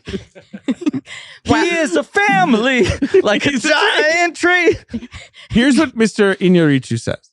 This is a wild comedy of catastrophic proportions. It's insane. Tom makes me laugh every day. The range I discovered working with him is unprecedented for me as a director. I was so fucking, Jesus, Alejandro, impressed and happy. So that's fun. The second you said giant comedy, I turned into a fucking Looney Tunes puff of dust so I could refund my tickets immediately. I think Tom is really bad at brutal comedy. It's a wild comedy of human nature. I like him at comedy. You know who I don't trust making comedy? Alejandro Gonzalez Iñárritu, Babel, one of the great comedies of all time. Okay, like what I think I mean, Birdman had a joke or two in it, I guess. That movie's absolutely considered a comedy. Maybe I'm in the minority here, but I really like that. I find everything he does in Tropic Thunder to be really cringy. I agree. I don't love that performance. Whatever he's whatever doing the fuck he's doing. I don't like Tropic Thunder that much. I like Tropic Thunder. I rewatched it recently and I liked it a little more than I used to, but I do feel like it's all overstated. It's just and I don't care about subtlety, but it is like everything's so overcranked in it. It's just like there is a good movie in it, and that kind of annoys me. Like some of the Cruise stuff, like out of context, is kind of funny. I think that and him dancing at the end is funny. McConaughey is like on fire in that. Well, thing. that's because McConaughey was just on fire. But that's in the life. quiet I know. start of the I know. McConaissance that no one gave him He's so credit funny. for. And I'm like, McConaughey to me is doing a more incisive, like damning portrayal of Hollywood bullshitters than Cruise is, but Cruise just has the fucking makeup and the hands. I know, but it feels. Man, I'm realizing I never saw Bardo. I have not seen an Has Iñárritu anyone? movie. Well, I assume someone did since Marie Revenant. Bardo? Marie Selena? Bardo. Is that- You're looking at me right now. False Chronicle of Truths, right over here. Yeah. Isn't that what it was called? I love. Okay, back to Mission Impossible. Love when Tom refers to the entity as the Lord of Lies. That part's good when he's like, we can get one over. I want that kind of self-serious shit. But it's a tightrope, and like these movies have walked it fairly well, and I do feel like this one is just not quite as good walking the tightrope, but I still liked it. Yeah, and as had a I good said at the time. beginning of Everyone this got podcast- so mad at me for putting it 7th on my Mission Impossible list. The floor for me is like 4 stars. Also, by the on way, Mission Impossible movies. Like I don't like they can be stupid and I will just love them. I think don't you and I ranked it the same way, and people on our subreddit, I think people are mad that we put it below 3.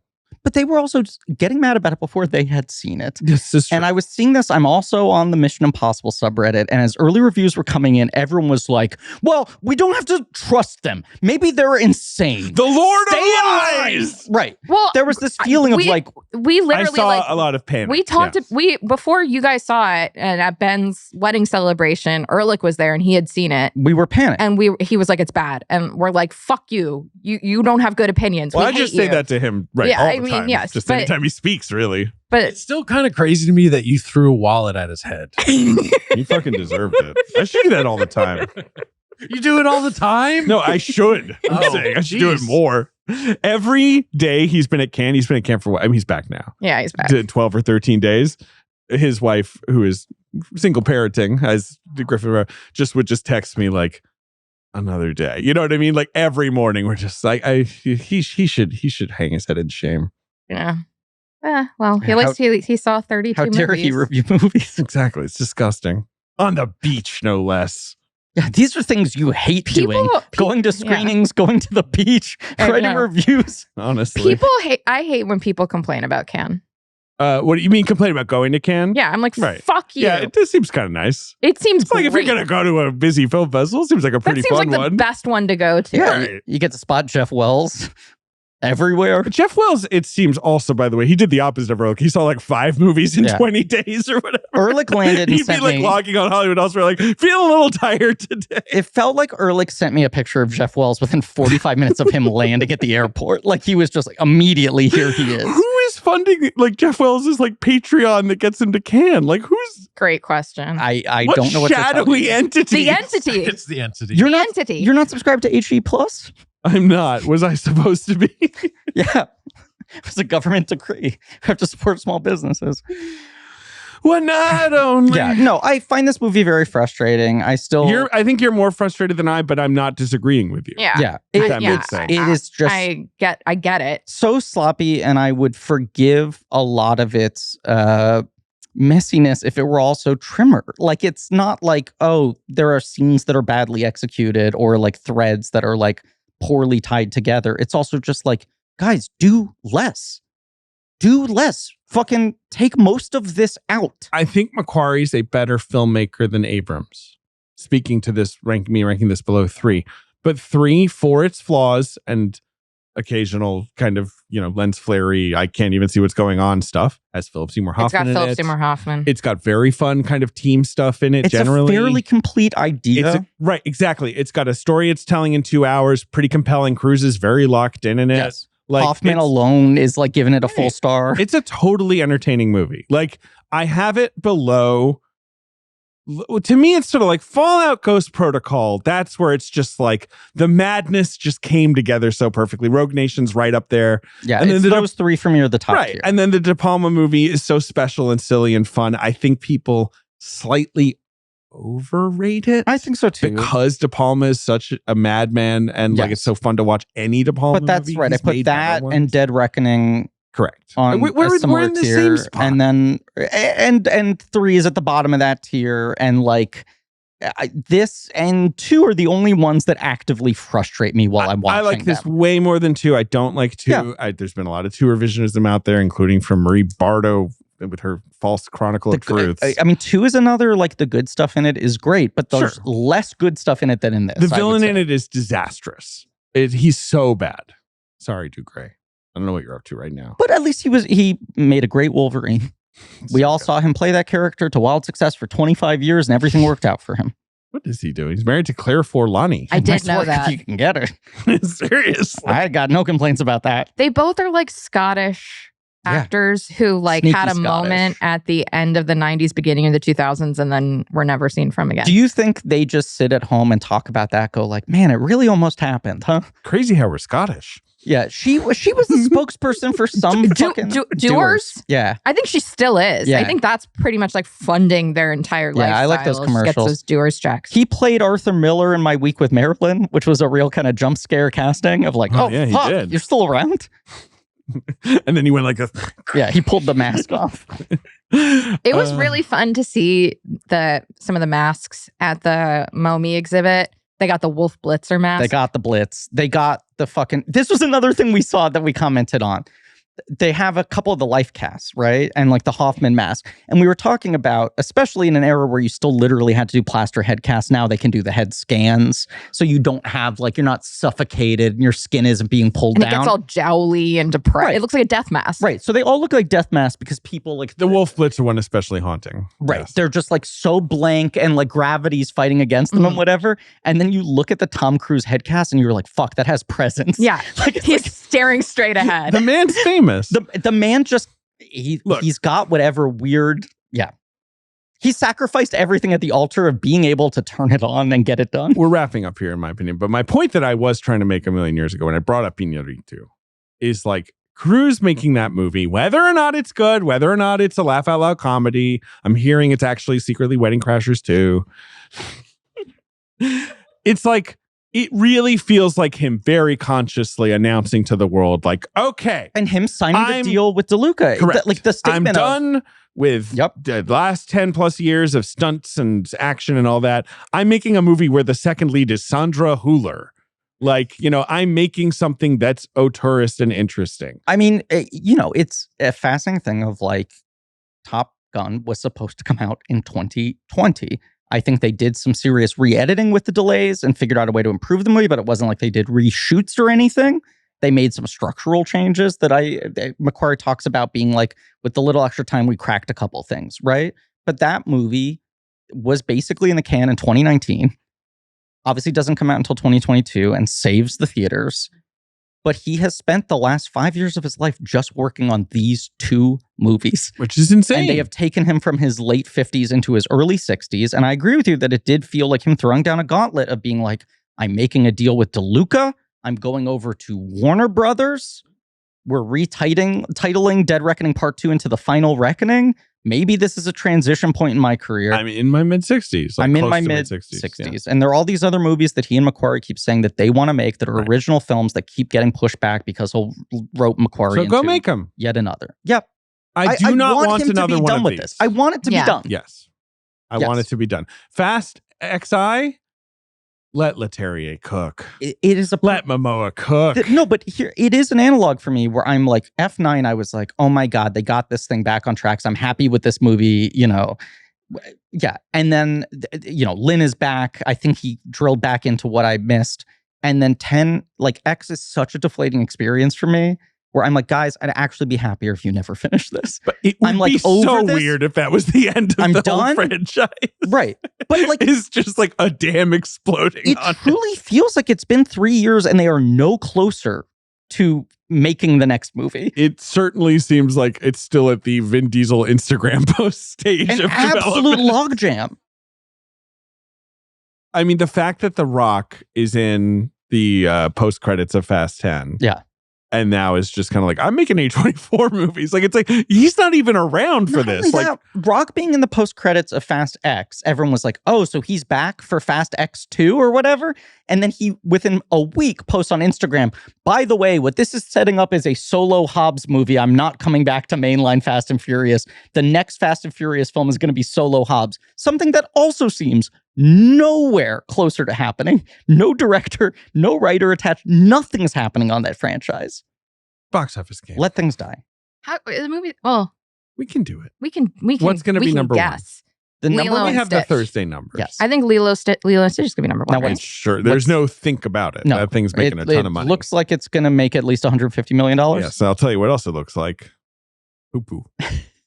David is pretending to smoke a pink pen. Are you But- smoking the poop?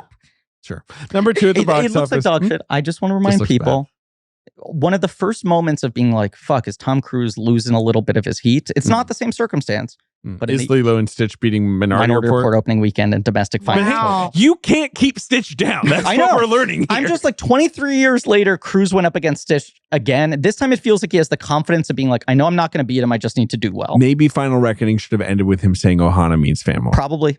as he meets Benji again or Yeah, whatever. Probably. that would have. I think like Or like Ilsa comes out of her grave and is like, Yeah. Ohana means family. Yeah. And then you bring Ving Rhames back as Cobra Bubbles. God, Great this- performance. I'm Yeah. Luther's brother, Cobra Bubbles. this is all making sense. This is good Yeah. screenwriting. Yeah. And Number the 2, hot crustacean band is there. Yes.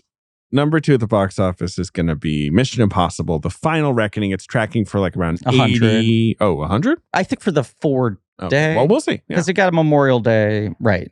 It's going to make somewhere between 80 and 100, hopefully. Although Dead Reckoning greatly underperformed the expectations even of a day or two before release. It did. Yeah. It did. So we'll see, I guess. Number 3 in America will be Final Destination Bloodlines. Oh, and without a doubt, a huge hit. Kicking ass and taking names. Pretty much like guaranteed to be the biggest in the franchise, right? It like almost the money it's making. outgrossed domestically every entry in the opening weekend alone. All the Final Destination movies have basically topped out under 60. Yeah, it was just V that made 66. Okay. So yes, this movie's already outgrossed all of them by making it's already made 70 and it's gonna make more. It's a great movie, lots of fun.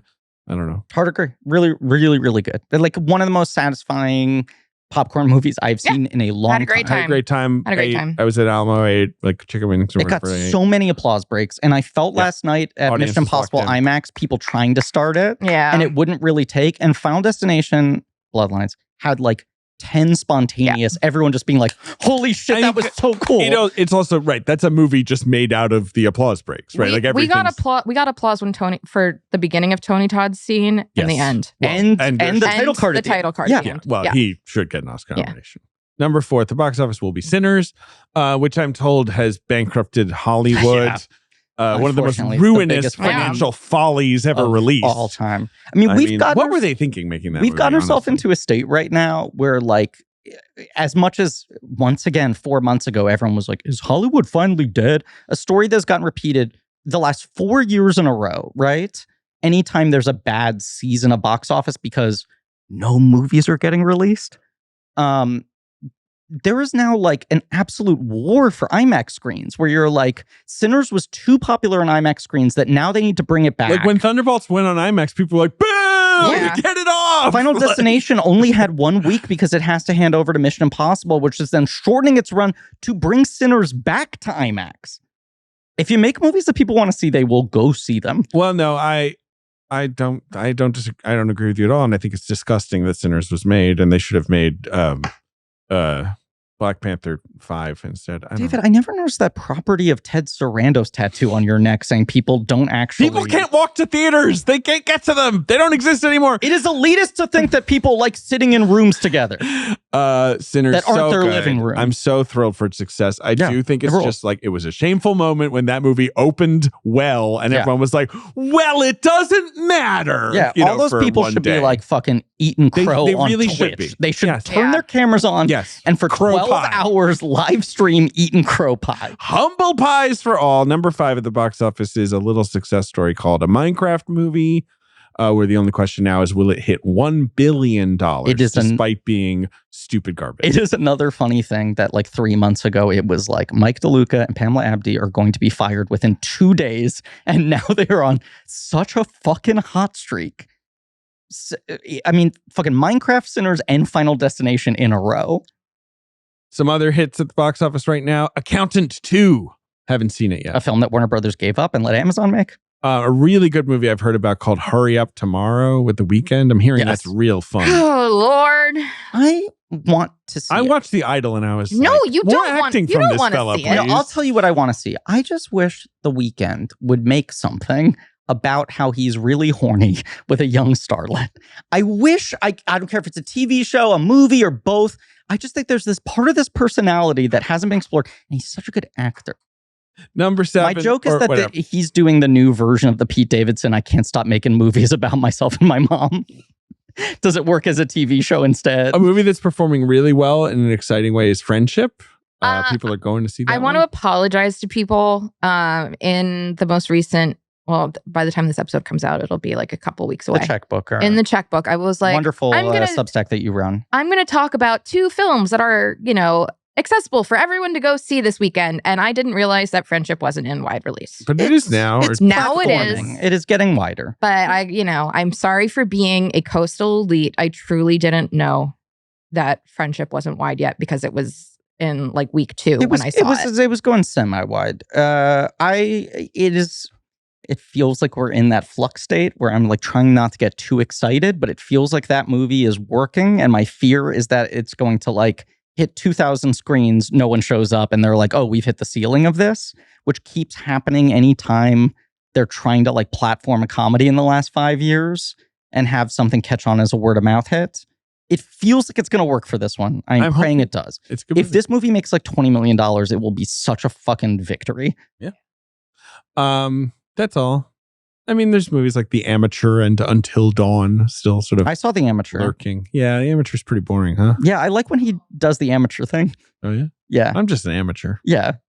Until Dawn, just a weird doesn't exist movie, like an Based on a adaptation of a video very game. popular video game with a big director. Well, that- it got delayed. It was Very popular is strong. I would say it had somewhat its, It had popular. its moment, like I don't know, like 8-9 years ago. Exactly. Kind And of then old news. The movie like got delayed for so long. Yeah.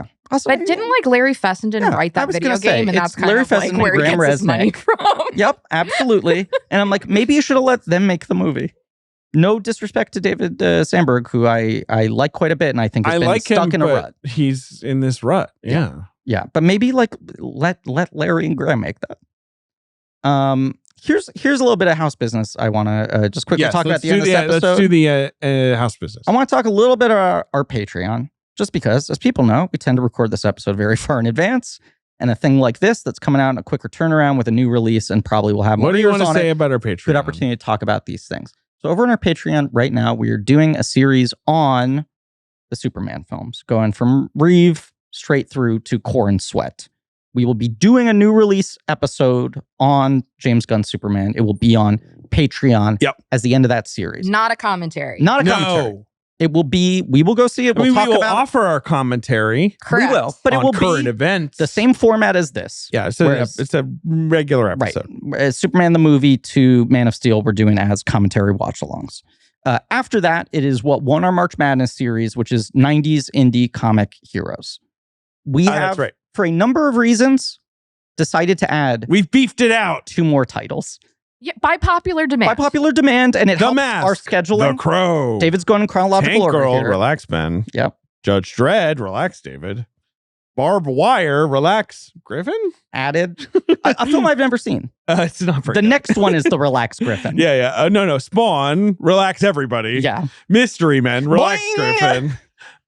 And then just because we have to, in my opinion, it's not really Pete Travis's Dredd. A great movie. And then we're going to do something else for the end of the year. Yeah. But that's what we're doing. The last 2 slots to end out the holiday season. Just want people to know that we've added those. Crow. No. It's No. just too And, We're shitty. not- and also gonna do not that the to like people. many straight to video Crow sequels and No. all that. There's a I lot think of there's those. only one Crow movie worth fucking with at all, right? And it's the one we're going to talk about. But we're very excited for that series. Mhm. Fun. Feels like a good moment to talk about Pamela Anderson too. Oh, yeah. Yeah. Maybe I'll make myself available for that episode. Oh, Marie, you have to watch Barbed Wire. I'm looking forward to it. Like, wait, you want to see Casablanca with fucking Pam Anderson? Yes, and like I do. Cyberpunk. You know, I'm looking into sounds with great. Udo Kier as like Dooley Wilson. Amazing. It's one of those movies that like not even Vinegar Syndrome is touched, but like Australian distributors have made like 8-disc 4K ultimate cuts. It's not a good. And I'm like, am I gonna fucking? But it's got some am I stuff. gonna pay tariffs for a 4K's hardback slipcover barbed wire? Possibly. But here's the other thing I want to say. We kind of very quietly launched what we're calling the no ad bits tier. It is an ad-free tier due to also popular demand of people for a very long time asking for that. It was a thing that we did kind of suddenly after going back and forth on it for a lot of years. We never really got to message about it. I just want to very clearly say what it is because there has been some confusion. Our basic $5 tier is still what it always is, the 3 episodes per month for blank check special features. For the $10 tier, you get the entire history of Blank Check. All of them. The entire back catalog and all new episodes, all without ads. If you get the $10 tier, every single episode is going to be in that one feed ad-free. If you want to listen to old episodes and want to listen to them for free, you still can wherever you get your podcast. But they will have ads that tell you about very normal things. A lot of podcasts these days, especially ones that have been running as long as we have, put older episodes behind a paywall. We're not doing that. We're totally independent. We're constantly growing and hiring new people and trying to pay them well. But all of this to say, you know, we rely on the ad money. We get that they can be annoying to listen to. And we just went back and forth on the numbers. And this is sort of where it landed for it to be sustainable for us. So if that is the thing you care about, for $10, you're getting all the special features content, every new episode and every past episode in one feed minus ads. That's what the deal is. I need you to trust me. One last time. Next week, we are talking about Look Who's Talking, The Final Reckoning. No. Or no, it's... Next week, we're talking about a little film called Clueless. Right. Our guest on that episode is Heidi Gardner of Saturday Night Live. Of Saturday Night Live. It's a very fun episode. It's a fun episode. We do briefly talk about Kansas City. To everyone's total surprise. Yeah. She has a really good Clueless origin story. She does. It's an awesome episode. She's got a great story. You know how we love asking guests, like, what's your history with this movie? Yes. Yeah. Heidi came locked and loaded with one of the best ones. Oh, it's a very blank checky story. I think anyone who listens to this podcast will will relate to having that specific a memory of the circumstances relating to seeing it for the first time. So yes, Look Who's Talking, The Final Reckoning will be happening on the aforementioned Patreon, which of course is Look Who's Talking Now. But Look Who's Talking 2 will have just come out last week from Max Minghella. So that's what's going on here. I just watched that movie. And you are so happy, right? It's dog shit. Would you be surprised to hear, I mean, it feels like an easy pun to call it dog shit, and yet it feels like the only accurate way to describe that film. Would you be surprised to hear that this is one of those instances where Ben showed up to a recording and was like, wait, you guys don't like this? I thought the dog stuff was fun. He liked everything about it. Well, his name is fucking Rocks. Well, I haven't watched the dog one yet. I'm talking about the one with 2. 2 is fast. 2 is like bad, but it's also it's like got some weird stuff. 2 is like Lars von Trier's Antichrist. Yeah, it's so dark. Yeah. It's a little dark. Yeah. I kind of love it. All right, look, we've beaten the film's running time. Let's be done. Okay. Good night. Thank you all for listening. Good night. Good luck. Goodbye to Ethan Hunt, possibly forever. Keep a hold on that 5D drive, please. Yeah. Yeah. And like, look, go make a real movie, Chris McQuarrie. Not go that these aren't real movies. Tom Cruise. Make something else. Let's put this out there, okay? I hope we will be covering Tom Cruise much more in the future with upcoming projects he makes with auteur directors. Possibly people we previously covered, possibly people will cover in the future. But I'm just like, I want him to get back to making the kind of thing that we talk about outside of this one franchise. Yes. Thank you all for listening. And as always, you have to get the cruciform key to the Sevastopol to unlock the Podkova and then use the poison pill in the Podkova to force the entity into the 5-dimensional drive. The key maker. That's he's the king of keys. So then that's the end of the episode. But there's not one particular key. It doesn't matter. But it's so many keys. So many. Quantity over quality. Then that's that.